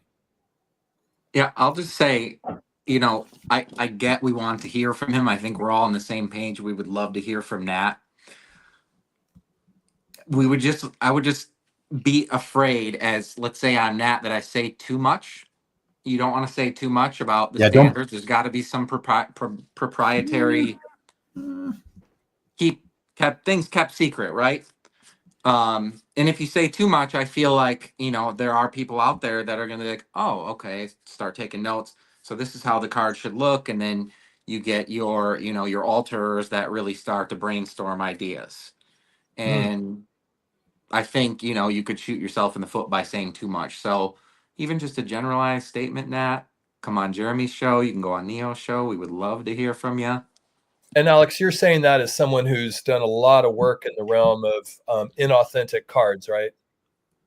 Yeah, absolutely. Yeah. You still see a lot of those, and you still hear about a lot of fake slabs and fake labels. And yeah, just going back at that, check your slabs, a little PSA. I'm sure, sorry. I'm sure there is some level of proprietary information involved with a human being sitting there for 30 seconds and grading a card. I'm kind of being facetious because what really is there? Like, so what would not be afraid of saying? Let's face it, Nat knows how to talk. Nat is very articulate. He's smooth. And he comes across as very honest and intentional. And he's a collector just like the rest of us, or at least so we are led to believe. And I do believe it. So, I think he's the best spokesman PSA's ever had. But on this one, he's not saying anything. Mookie Chilson says saying nothing is currently speaking volumes. Honestly, I think they're scared. I think, why wouldn't they have announced the change on their website and leaving it to chance that some collector is going to discover this? And now we're all wondering why you didn't tell us. Like, I don't know. It's too close to Fanatics, or Topps, whoever, not issuing a press release that the Skeens debut patch was redeemed on January the 3rd, and instead letting people find out once the news got out two whatever weeks later, however long it was. Very similar situation. It's not in their best interest to let everybody know the Skeens patch got pulled, because all the retailers sitting on product, and if they had any themselves still, well, that's going to plummet in value. Well, the same thing applies here. If we just don't say anything, and maybe no one will notice because it's a very minor change to our published standards, well, now you've got all these cards that got sent in that time that people might not have sent in. I said that earlier, but we're coming up on 3 hours, so we have to say a few things twice. So, back to the comment I think that you just made, Alex. I mean, I just think that the lack of communication is something that it would have helped, but I still don't think it helps all the overgraded PSA 10s or 9s and whatever that are already on the market. So Dan, any other and so Chris Hoge has just entered the studio, guys. We're going to bring him on in a couple minutes. Chris, we're going to do some comments and so who came on first here? Alex, you came on first. So we're going to get your final kind of comments, and then we'll thank you very much. Dan, you're welcome to stay on when Chris joins us. So Alex, let's go to you for sort of your final thoughts on tonight. And I just want to say it's great to see you, buddy, and thank you for joining us. Yeah, likewise. It's been a pleasure to be on the show again, and seeing your faces, and hopefully we see each other at some shows real soon here, coming up on show season. And I just think that longevity, transparency in the hobby is gonna keep your name free and clear, whether it's you're just trading ungraded cards or you're at the top of the chain like a Nat Turner. Transparency, people appreciate it. We're very in-depth thinkers, collectors are. They want to know what's going on. They want to know how a card is printed. They want to know how a card is graded. I mean, just a skosh of that goes a long way. So I think transparency is huge, and it shows and tells a lot about yourself. So. Yeah, fair. Neo does say that they did make a statement after the fact, but it is very boilerplate. And you got to wonder, would they have made the statement if they weren't called out on it? I don't know. It doesn't seem that way. Like that's not a very good look right now. Terp says, Neo, you do tell them how the sausage is made. You just don't give them all the ingredients. I think that's a great comment from Terp. That makes a lot of sense to me. Let's Go Jordan says, overall, Nat is good for the hobby. I agree. I think when Nat took over PSA, I was very happy because I felt he was a collector just like me, just with more resources. Steve Splenda, welcome to the show. Says hello to you, Dan. What about the rest of us, Steve Splenda? We're here too. Just bugging you. Okay, Alex, thank you so much. Look forward to talking again soon. Pleasure, guys. Take care. Take care, Alex. All right, Dan. You good to bring Chris onto the show and continue? All right, Chris, Hoj, welcome back. I love your new living room. How are you? Thanks, man. I'm throwing so many different backdrops at you over the weeks. I'm doing great. Very entertaining show tonight. Thank you. Oh, my God. Mike Petty needs a YouTube channel, if I may say so myself. Or he can just help the rest of us with our views because he is so entertaining and likable. So yeah, but you're right as well. Before you start, Chris, I do want to do LGC's comment here. As professional accountants, it's understandable Jeremy and Dan the Cardman are very concerned here because they regularly deal with interpretation, compliance, and disclosure. Now, to be clear, I retired from being a CPA 2 years ago when I went full-time hobby. So, but I still hold my designation, and I did do it for 25 years. But I think LGC is right, and I don't even think about that. But I think that is partially why I feel this way. And Dan, do you agree with that? Is that part of? Do you think that's why you and I do share the concern partially? Like, to an extent, yeah, sure. Because I think we can look at it from just based on our experiences from a day-to-day perspective, right? We know how things operate behind the scenes. So we sort of see what leads up to some of these poor decisions or these mistakes being made or, the miscommunication. So that feeds into it from that perspective. But mostly it's common sense, right? Like you can look at this process and see that it stinks, or a change that gets made and you see that it stinks. You don't need to be a CA or a CPA to know that. Fair enough. And Chris, Mike Petty is thank you, and a big fan of yours. Okay, Chris, listen, you've been listening. We've been talking about this all night. We talked about comps a little bit, but as I didn't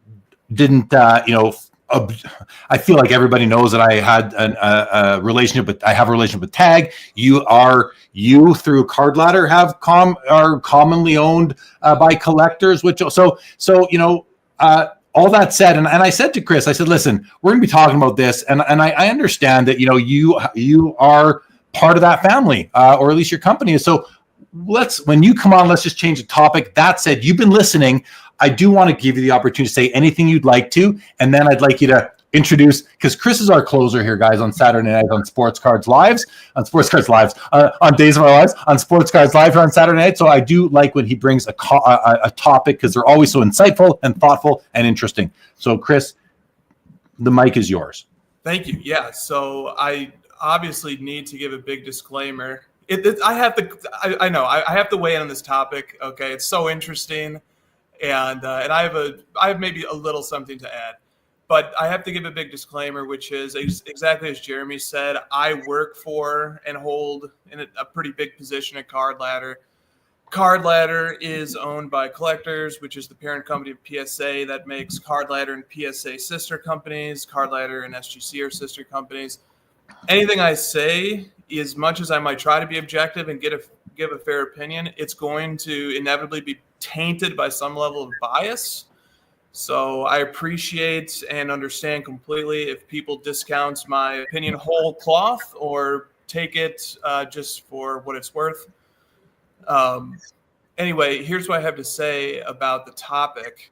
I do think PSA is in a position of privilege to cause this much interest when they do find themselves in the news on a topic like this.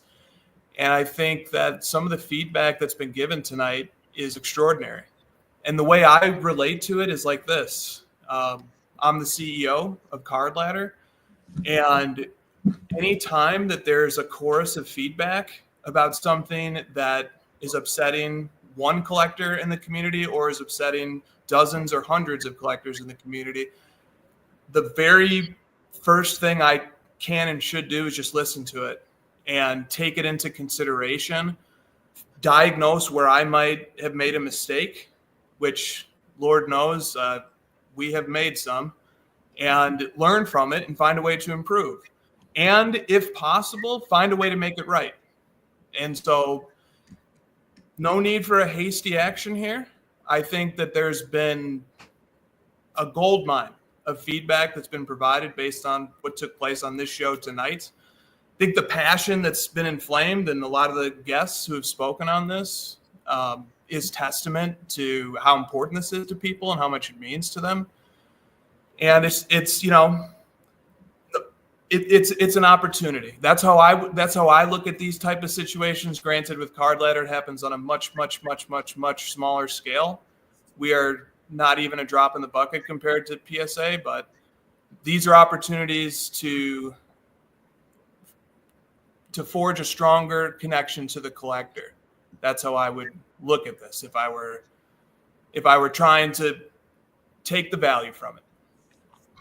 I think that's like the I think that's what you can say, really, you know, because and that's the let's Joe would be better at articulating what I'm trying to say here. It's kind of like let's make lemonade out of lemons kind of thing here, right? Because right now we have some lemons. Let's turn it into a positive. Let's turn it into every threat might be an opportunity, and maybe it's an opportunity for PSA to come out and make a real statement now, you know, hear from the man in charge and speak to some of the people who are concerned, address their concerns. And even if we don't like it, even if we don't like the answers, at least address those concerns, I think would be interesting. So I thank you for that, Chris. And I know it's a difficult position for you. You know, maybe not difficult, but you know, just a little bit awkward. Maybe is the way to put it. So I appreciate the comments. Dan or Joe, anything else to say on this before? And Chris, did you come with an unrelated topic? Oh, I have half a dozen. Okay. So we've got about 35 minutes left in the show. I do want to give Joe and Dan an opportunity to just go ahead. Dan? I want to hear Dan. Dan, I think, has been listening patiently, and I appreciate any thoughts he has. There's probably nothing else to add to that, to be honest. Like the one question I'd say is like, and I don't want to put Chris on the spot, but it's more around, it's good for a business to stop and listen, but I would have expected a little bit more before the decision was made, right? Like surely you'd know making a change like this probably needed something a bit more official to come out and not just do it on the website. So they probably need to be a bit better when it comes to being proactive, but I won't dive into more on that, Chris, just because it's Jeremy's show. But I think I just want to see what PSA is going to do off the back of it. I want to know what this means for people that got upcharged, you know, when this change was maybe made in the back end, if it in fact was made in the back end before it was made publicly known. I want to know, you know, whether graders notes distinguish maybe somebody getting a 9 when it had the centering issue, all these things. So I'm rambling now, but I just think PSA need to be a bit more transparent. I think those are fair concerns. And listen, I'm not going to let Chris, not that I'm not going to let him, but Chris is not, I don't think, in a position to represent PSA. Exactly. He is a different company, correct, but has ties to them. So I don't, Chris, you're free to respond, but you don't have to. And not that Dan said anything wrong, but you don't have to, because I don't want to be in that position here tonight. No, I'd like to talk. I'm like, you know, I'm a stiff, but I don't want to be too much of a stiff. I like what Dan had to say there, and I love Dan's content. Jeremy, I love your content. Neo has been doing some, you know, he just did an interview with Mike Nett. It was excellent. His interview with Nat was excellent. I have never been more encouraged by the discourse that happens in the hobby content space than I am right now. And if, Dan has offered some criticisms of Card Ladder before, I found them to be extremely credible. And we tried to make the best out of them. Companies are going to do things that don't always agree with collectors. And companies are going to make mistakes sometimes. I don't really have a super strong opinion on this PSA one, Jeremy. I'm still thinking about it. I'm still processing it.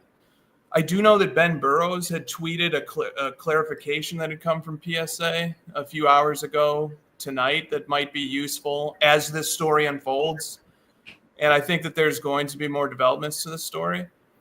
I just think that, people are passionate about their cards. There's money on the line.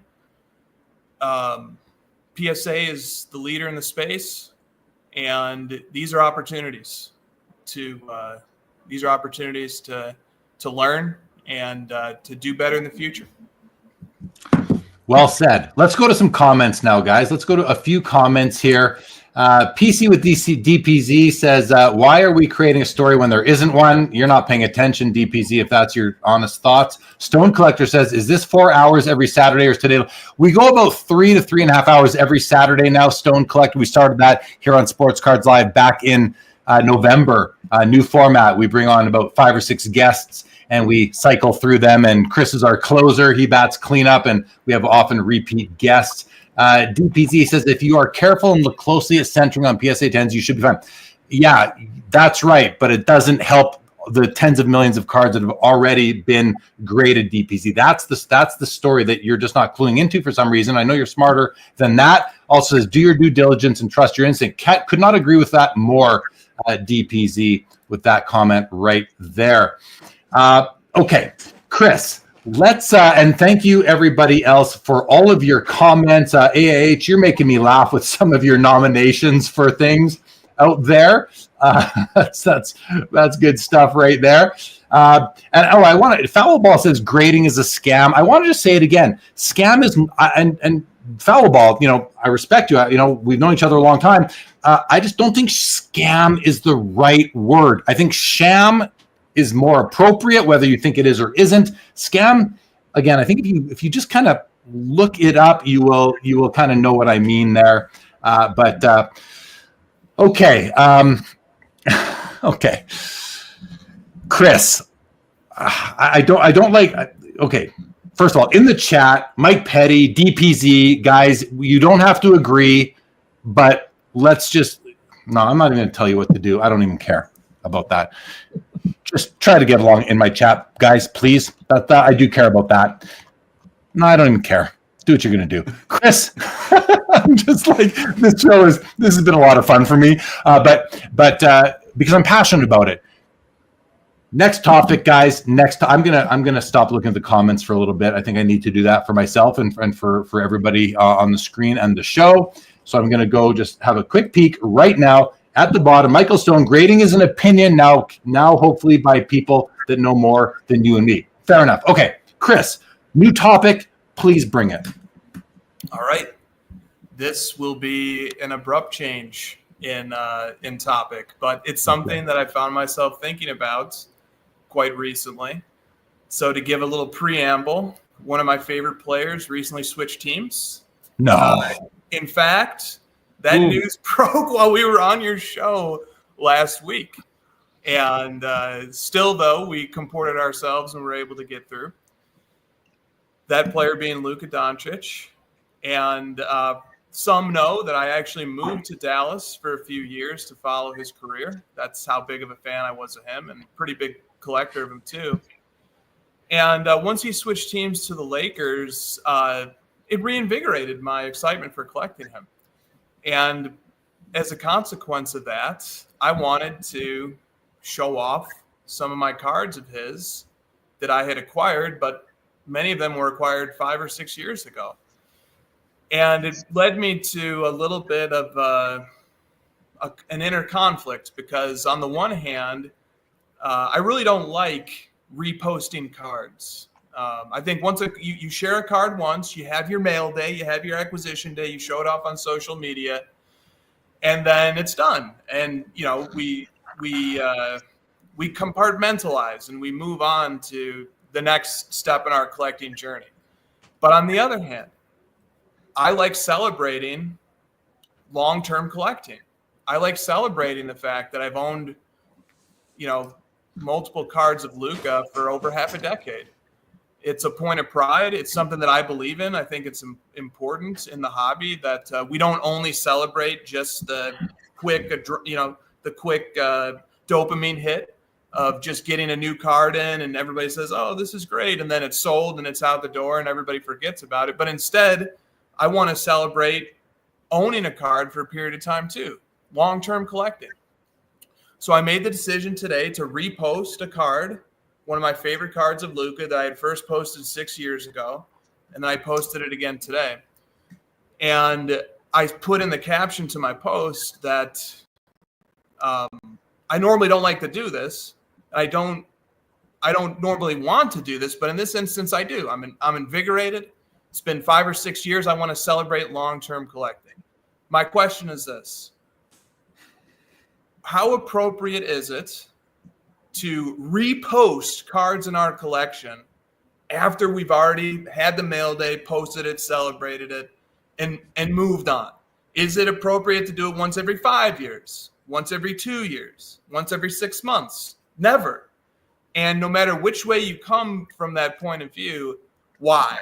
And one last note, 1956 Topps guy pointed out to me, I think he left a comment that said he encourages people who are long-term collectors to repeat post their cards over and over. He likes that. He likes when people do that. He wants to encourage that. So there's a wide range of opinions that I've heard on this topic already. I'd like to hear from the other three collectors here tonight. And I think to add a little bit of context is that I think you are talking a lot about Instagram for the most part, because that's where I know you spend most of your hobby time. I spend a lot there. I don't know, Dan, I don't think you spend a lot of time on Instagram. I don't feel like Joe. I know you're in and out here and there. So that's the context, though, guys. I think that Chris is talking to is in the Instagram community. And Chris, it's funny because there's a couple comments here. Steve Splenda says, I'll post my new Topps Chrome Rookie Black Refractor Thompson every day if I want to, Hoj. And Thorson says, do whatever the hell you want, right? So I think those are both fair answers to your very simple question. Well, I appreciated all the preamble and context. But there's one guy I follow on Instagram. I'm not going to say what he collects here, but it's like every second day I'm looking at his collection again in his story post. I'm like, bro, like I don't need to see your collection every second day in your story post. It cheapens the cards to me a little bit. Like it makes them less desirable. It's like, they seem too available. Not that he's posting for sale. He's just putting those pictures in front of me. Now, again, I do subscribe to what those guys said. Do it. There's no rules. So with that said, though, Chris, as for myself, I bought that PSA 1 Babe Ruth back in August, and I posted it maybe for different, sometimes it's like share yours, right? Posted a couple times there, once in my main feed, once in my story. And I'm not posting it anymore. Like, I don't want to. I almost feel like I'd be kind of flexing. I don't want to feel like I'm flexing because it just feels weird to me internally. So I think we can govern ourselves accordingly. What we're comfortable with. I'm not comfortable with doing it, but if someone else is, I have the option to unfollow, mute their story only, and not have to see it again. So I don't know. I mean, I kind of see it both ways. If that makes any sense. And I don't know if I have a strong position on it either way, other than what are you doing it for? What is, and that's a fair question. I say that it sounds like I'm being skeptical, but why? I'm curious. Why do you post it so much? Are you trying to sell it? Are you trying to market it? What are you trying to do? I asked those questions. So those are my thoughts. And I think for this discussion, I find it really interesting. I wouldn't mind if you just kind of respond to me, then we hear from Dan, then you respond to Dan and that kind of thing. Yeah. I'm curious what you think of my comments. I'll keep it short and sweet on this.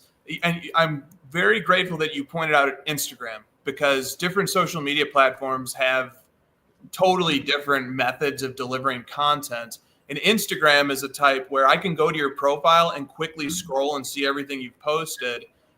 especially because it's driven by images, which are posted way less frequently. Whereas on Twitter, you might fire off 50 tweets in a week, and the card that you posted last week is completely out of sight and out of mind. So the different mode of communication matters here. Like, or if you're posting in a Facebook group and, those posts get smashed down to the bottom within 24 hours and they're out of sight.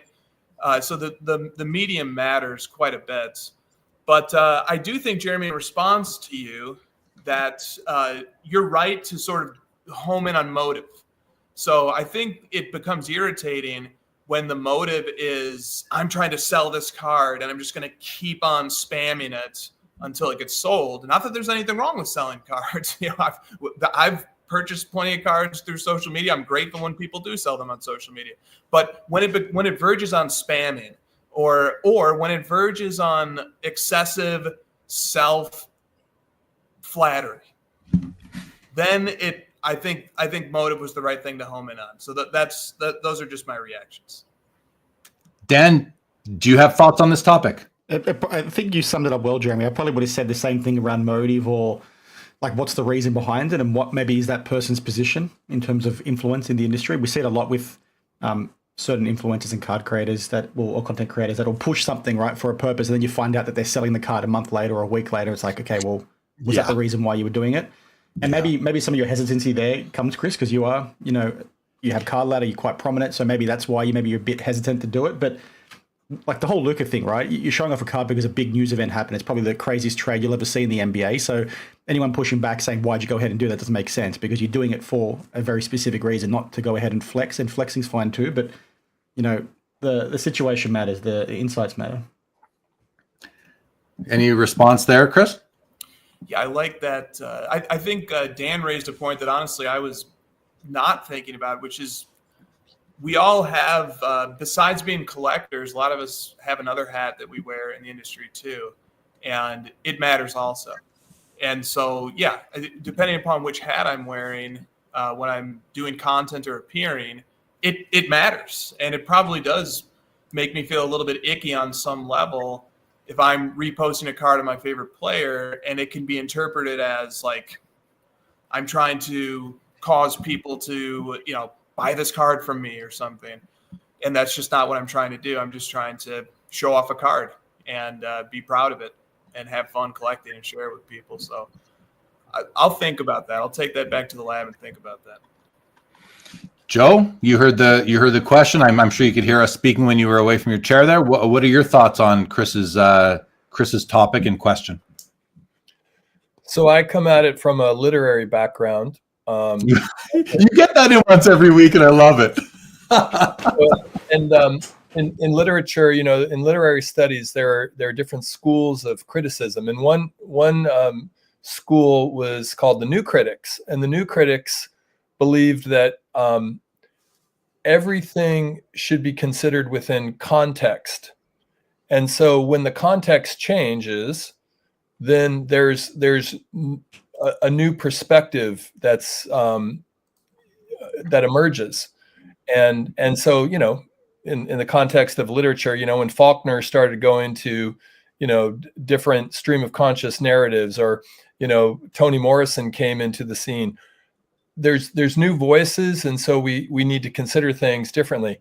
Luka going to the Los Angeles Lakers is a whole new context, and we could spend 3 hours talking about the ramifications of the Don landing in the LA market, which is not just the LA market, it's the international market, it's Asia, it's purple and gold. And I'm a Warriors fan, this, so I'm not trying to be gushing around the Lakers, but there's no argument with the fact that Los Angeles Lakers, short of maybe the Boston Celtics, and that's debatable, is one of the most important franchises in the basketball world.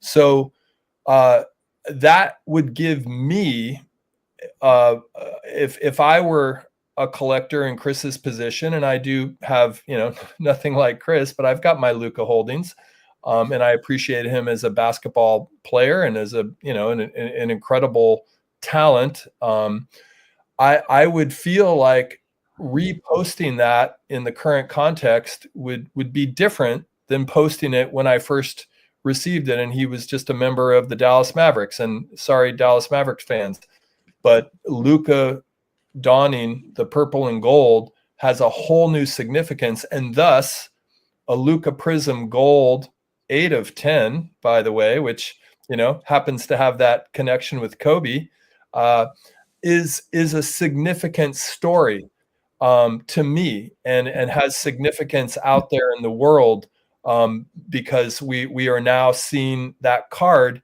in a new light, in a new context. So I'm all good with it. Yeah, love it. I thought for half a second the literary school you were going to go with was deconstruction and Derrida. And then I thought we were going to end up asking ourselves, why do we even collect cards in the first place? So yeah, I just want to remind everyone, this is a sports card channel. So I like contextualism a lot better. I think Dan made a somewhat similar point too, which is that the unique circumstances allow for it. But what about if we step? If we want to stop this topic and move on to another, that's fine. But what about if we step outside of an extraordinary circumstance? What if somebody's just sitting there looking at their collection, nothing special's happened, but they're excited about a card, they posted it, let's say a year ago, and they say, you know what, fire up the Instagram, I'm posting this card, I'm talking my trash, and what about then? Are we starting to come up with a boundary then? I'm okay with talk some trash. What I mean by is tell a story. Like don't like the thing that I dislike the most on Instagram is when someone just puts a card up there and doesn't say anything. They just put the card up.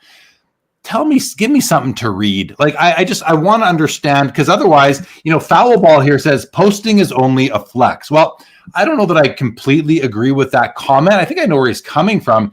But when all you do is put up a big card, let's say, and you don't say a word about it, to me, that's kind of like all you're trying to do is flex. And maybe you don't have time. Maybe you're just busy. Maybe there are reasons why I can see people do it. But for me, as a consumer of your account, I really want you to, bring me in, because I can be influenced to appreciate something based on you. I may take an interest in that, the set, that card. If I don't want the player, maybe the set it comes from. Maybe you will point out something that I never thought about with that type of card, and I'm gonna be like, oh, I'm gonna go down the rabbit hole. I mean, I know me and Joe talk all the time, and he'll tell me that something. We go down, we put each other down rabbit holes all the time, because we're always looking for things that make us happy in the hobby and cards. So if you're gonna post it like you just said, Chris, even tell me what you just said.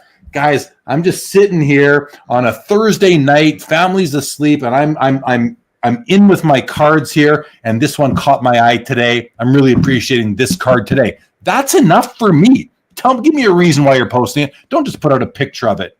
Does that kind of resonate with anybody out there? Yeah. And of course, Joe and Dan can feel free to reply to that or to anything I said. I like what Steve Splenda said here, because it's like the next mutation of this topic. He said, post your card, give the description. Yeah, here we go. Post your card, give the description of the card, nothing more. No one wants a bunch of emotional, nonsensical prattle about your attachment. I'd love to get some reactions to this too, because I am guilty of writing 5-paragraph love letters to my card. Listen, I have no issue with what Steve, well, he says no one, he's just Steve Splenda. You're just wrong about that. Some people do, but you don't, and that's fine. I have no issue with Steve Splenda's comment, except the no one part, because it's just inaccurate, but that's okay. I do want to, because I love cards, and I want to know why when I'm set up at a card show, I've said this before, someone comes up to my table, I don't ask them, oh, if there's anything is there anything in particular you're looking for? I don't ask them that. I say, how do you approach the hobby? What do you collect? I want to learn about the collector. I like what Steve Splenda refers to as the emotional, nonsensical prattle about your attachment. That's what I want. I gobble that shit up. Oh, no, sorry. I gobble that stuff up right there. I like that. That Steve Splenda doesn't care about it. I have no issue with that. Steve Splenda, you do you. I respect the heck out of that. So, that's my response. Joe, you want to chime in? I mean, I just want to acknowledge that this topic got you out of bounds a little bit. We might have to put you in a timeout, Jay Lee. Yeah. Okay. That's great. No, I mean, again, I'm just going to come back to like when I know Chris actually shifted the topic to, I think if you're authentically feeling your card in a new way and you've already posted it, but you feel it in a new way, you feel reinvigorated. It's like, people have, second marriages, or they celebrate anniversaries. They have, isn't this all about nostalgia? And so if you're looking backwards and you have a nostalgic moment in your relationship to a card, I think that's worthy if it's authentic, right? Yeah, I want to know why someone wants a card. Is it your favorite player? Is there I'm curious about why people are connected to their cards, because these things are like, if you just think these things are just little pieces of paper, they're nothing. They are nothing. All they are is emotional. That's all there is. That's the only reason why they command any value. People want to collect them. So why do you collect? So Steve says feelings are gross. The cards are appeal. People's emotions are not. And maybe it's not emotions I care. It's the story. I want to. Jeremy's been cut off. On here again. It's the story. It's the story. Well, because people don't show off every card they own, right? Some people do, but if you go to Instagram, people only, curate what they want to show you. So those things are going to be very special to them. So I can understand why, the meaning behind them, and why people want to. That's how I approach it anyway. I'm only showing you the stuff that really matters to me, or the stuff that maybe takes me being a fan of a certain team or a player to that next level. So I want to share why I'm showing you that versus everything else. Yeah, and I love when you share on your show. You don't do it all that often, but occasionally you pull back the veil and you give us a little sense of your own collecting interests. And I actually would wish you do that a little bit more, because I think it helps me understand, you as a human more than, I do. And, we live on different continents, so it is what it is. But yeah, I like understanding people's backgrounds, because that usually does inform their collecting interests. And I feel like I understand them and appreciate them more when I understand their backgrounds and collecting interests. Am I back? Yeah, try and show off where I can. You're back, Jeremy. Yeah. All right. Yeah, this happens at like the same mark every night. And I've talked to the internet company and everything's good. But I don't know. We're 3 hours, 22 minutes in. So it's going to happen once in a while. But I some good comments on that. Bob Boozle quoting me what I said before. And yeah, Turpin Forcer, PSA is shutting Jeremy down too. And Splenda says, see, the internet agrees with me. They cut off Lee's prattle monologue. You named it there, Splenda. I just went off of it. But yeah, again, to me, it comes down to the story, and I want to hear stories. Otherwise, I can go look at pictures of cards anywhere. Instagram personalizes them for me. It puts an identity behind the collector, and it also is a way to realize that we are not just the nerds in a silo, cardboard nerds in a silo. We are part of a bigger community. So it's also about the community aspect for me. Yeah, and then just to one last thing, again, context in the sports world is one thing. Also, context in the collector's journey is another thing, and not everybody has the same resources, right? So something for one collector may seem insignificant, but for another collector, that may just be a massive acquisition for them in their own collecting journey. And so that helps as well to understand where someone is coming from. Maybe you've got kids, maybe you've got other priorities. I full on respect other people that have other priorities that are more important than pieces of paper and men. So I guess all that information is helpful for me in appreciating somebody's situation. And Hoj, I know I forget when I heard about this, but didn't you make some deal like in a used car lot or something? Like, I mean, and that story is, massively, compelling to me. So like, I like to not only hear about the significance of the card, but even how the card was acquired. Stories. Yeah, the stories are great. There's also a dimension of personality that plays into this too, just different personality types.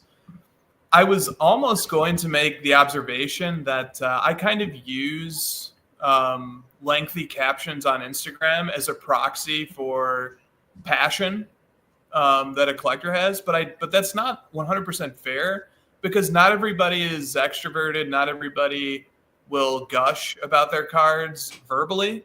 And, that doesn't mean that they're not passionate. It just means they have a different way of conveying their point of view. But I can tell you this, and this is probably just a function of the quirks of my personality. I'll sit there and I'll spend an hour writing my caption and tweaking it and putting some hashtags and stuff. And then when I go back and look at it a week, a month, a year later, I hate it. And I'm like, God, why didn't I just put the name of the card and this is so self-indulgent and just, it's prattle. It really is prattle. But when I'm writing it, oh man, it feels great. That's why I don't watch anything. I never watch my own episodes ever, because I know that I just will cringe.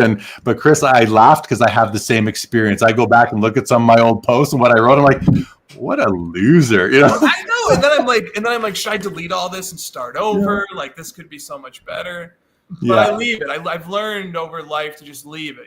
That's leave it as it was and let it. Whatever happens, happen. I want to go back to a comment. I want to just Steve Splenda says, just so everyone knows, I say all of my pessimistic views with love. And Splenda, if I can call you that, didn't take anything personal at all from what you were saying. So thank you for your engagement here tonight. He goes on to say, they are cardboard pictures of men. It's more than paper, damn it. Well, that's what we're saying. That's what I'm saying. At least Mookie Chilson. Everyone needs an editor, Hoj. And, Mookie would know about that, I believe. Mark Santucci says, plus it takes you back in time looking at players. I think that's a nice comment from Mark right there. Splenda says, there's a reason you hate it, Hoj. The prattle will always bring utter disgust. Good stuff. Foulball says, I don't post, so I don't get my stuff stolen. So there's that as well. It's good to have some levels of privacy or just anonymity, not who you are or what your name is and maybe where you are. Dan, someone was just going to jump in. Was that Dan? Oh, yeah, it was me. Yeah, the counterpoint to that is posting maybe helps if your things do in fact get stolen, because you can prove that you did in fact own it. We see it a lot in the watch space, actually. Good point. Good point. All right. Yeah, Thorsten, there are women on cards too. Well said. It seems like Bob Boozle and Splenda are about to go on a romantic Valentine's Day date. Guys, I want you to both have a lot of fun with that. Let us know how it goes. All right, guys, listen, we're 3.5 hours in. I'm good to wind this thing up. I want to, Chris is nodding. So Chris, you got your topic was all right. Good stuff. Dan, you're good? Yeah, there was one comment, actually. Somebody asked a question earlier about why I grade with CGC over everything else. It fundamentally just comes down to their grading guarantee extending to the submitter. So I grade my PC. If I want to go to a company and want to have, insurance, which is why we often go to grading, it's because they will cover me if they've made a mistake. And they're the only grader that does that, actually. Per my understanding. Thank you. And that reminded me, I had 3 other comments that I had flagged. So PC with DPZ says, these are some good dudes on the screen right now. Of course, I'm going to flag that one. You guys, thank you, DPZ. Bob Boozle says, sports cards live is a lifestyle, a play on our song here. And the Currency Project says, personally, I post cards at times because I either don't want to go searching for it in my physical inventory to look at it, or if I move to someone else, I can still admire it on my grid after it's gone. Kind of like visiting a loved one at the cemetery type of thing. I hear you on that. very clearly, I'm guessing that's Julian from the Currency Project card. Fuchsia says CGC slabs are crystal clear, super nice. They do have a tint of blue to them, I will say. They're not crystal clear, but they're close. They are definitely close. Rock latex, we should cringe at our old posts. Nice. If you don't, that means you haven't grown. Yeah, appreciate that right there. And it looks like David Kaplan is advising me that the Vancouver Canucks, I don't know. They weren't playing the Flames, but thank you for that update, Dave. I'll check my Sportsnet app after the show. Guys, I want to start by, first of all, saying thank you to you three on the screen right now. Joe, always, by my side. Really appreciate that. Chris, our closer, our regular Saturday night closer, brings a great topic every Saturday night. Dan, thank you for coming on. We had Mike Petty, guys. We had Mike Petty on the show. That was an experience for everybody. We had Leighton Sheldon of Just Collect, brought some great points to the discussion. We had Laine Pearce, founder of 130 Point, got to talk about what's going on over there. And of course, Alex Pachan, Sports Cards, Stallion, do your show and tell right there. No problem. Yeah, Dan, do your show. Foul Ball says grading is a sham. He's been known to say grading is a scam. Maybe he's going to change it to grading is a sham. Foul Ball, I think if you believe that, then I think we're closer to the same. We're closer to being on the same page on that topic. Thornton says Dan saved the show by actually showing a card at the end. First and only time we saw one. Sorry, Thorsten, that you didn't enjoy the rest of the show, that we needed to see a card to save this one, but I'm sure you don't mean it completely that way. This was one of my most fun shows. I got myself pretty wound up on things tonight. So I certainly, Splenda says the only thing I'll accept other than the description of the card is a maximum of 3 emojis. Anything more is just prattle. I've got to say, prattle's a new word for me tonight as well. So thank you for growing my vocabulary there, Splenda. Okay, guys, again, thank you to you guys. Thank you to all the guests tonight. Thank you to the chat for your awesome engagement tonight and pretty much showing respect throughout. Greatly appreciate that. Guys, just say goodbye and we're going to end this thing. Bye. You guys are slow on the Thanks for having me. No. No. Joe, say goodbye. Well, I just wanted to say I hope Dan continues to produce the amazing content that he does. Especially, I'm following the story with the backyard thing, and I hope he continues to sort of look in on that and be who he is, what he represents in the hobby in terms of just being aware and thoughtful and balanced in his views. Hoj, I don't know if you're a batter or a pitcher, but I love you coming on here at the end. Yeah, he's either batting cleanup or he's closing for us. I just use them interchangeably. Whatever we need in any given show. And Jay Lee, it's good to see you get riled up, and I'm hopeful that and just as far as like the topic du jour, it's not.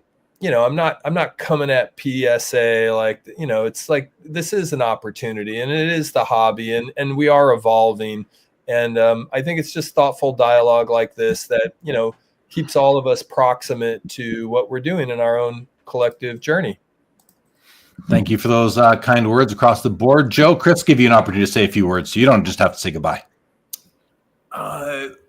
Joe, well said. I want to also give Dan a hat tip while he's on the screen and embarrass him a little bit further.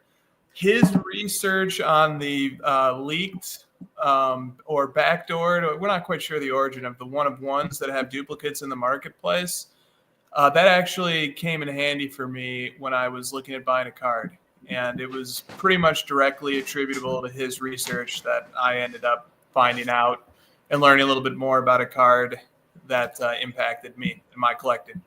So I appreciate the work he does. I know it's not easy sometimes tackling controversial topics, and you get a lot of blowback. And Jeremy, same goes to you. I know you took on a very controversial topic tonight, and you'll probably get some blowback. And I know that, yeah, it happens. I've taken more than my fair share of blowback for things I've said over the years, and that's just how it goes, and we roll with it. And I want to say one last thing, too. Not that I'm trying to change anybody's mind or persuade anybody on this, but just to bring a perspective that hasn't been brought yet. I work occasionally with several people at PSA. And I know Nat's leadership at PSA. And the level of trust and confidence I have in those people, and the belief I have in them to do the best things for PSA and to care about the end consumer and to care about the collector is very high. So I think that conversations like the one that we're had tonight can be constructive, and they can be learning experiences for everybody. And, like I said, from where I sit in my role in the hobby, when something like this involves me or my company, I listen very carefully and I try to learn as much as I can and do as much as I can to address it.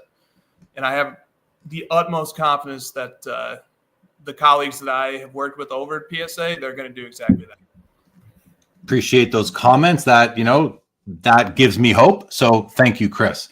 Gratefully appreciate that. Okay, guys. Michael Stone says, great show. Time for bed. Enjoy the Super Bowl. Yes, everybody. Enjoy the Super Bowl tomorrow. Carvin Chung in the chat, everybody. What's up, Carv? Mark Santucci, thank you very much. Robert Scott, yes, I was fired up. Very passionate. Thank you for your comments and for being here. Stiff Arm Wax in the house. What's up, Stiff? Foul Ball. Appreciate that. Says, excellent show. Thank you, Jeremy Joe. Appreciate that. Foul Ball. Bob Boozle says, what is Dan going to do with all these flowers? He's going to plant them in the garden. And Thorson, you ate at Ray and Jerry's. Yeah, I will be eating there on Sunday, the 23rd. Cannot wait. I'll be there all afternoon. Great restaurant in Winnipeg, Canada. Thank you all. Justin Bode, good to see you. Bob Boozle, enjoy the Super Bowl. Foul Ball, same to you. Robin Taylor, good night. Bob Boozle is booked. Okay, guys, that's it. Thank you again, everybody. This episode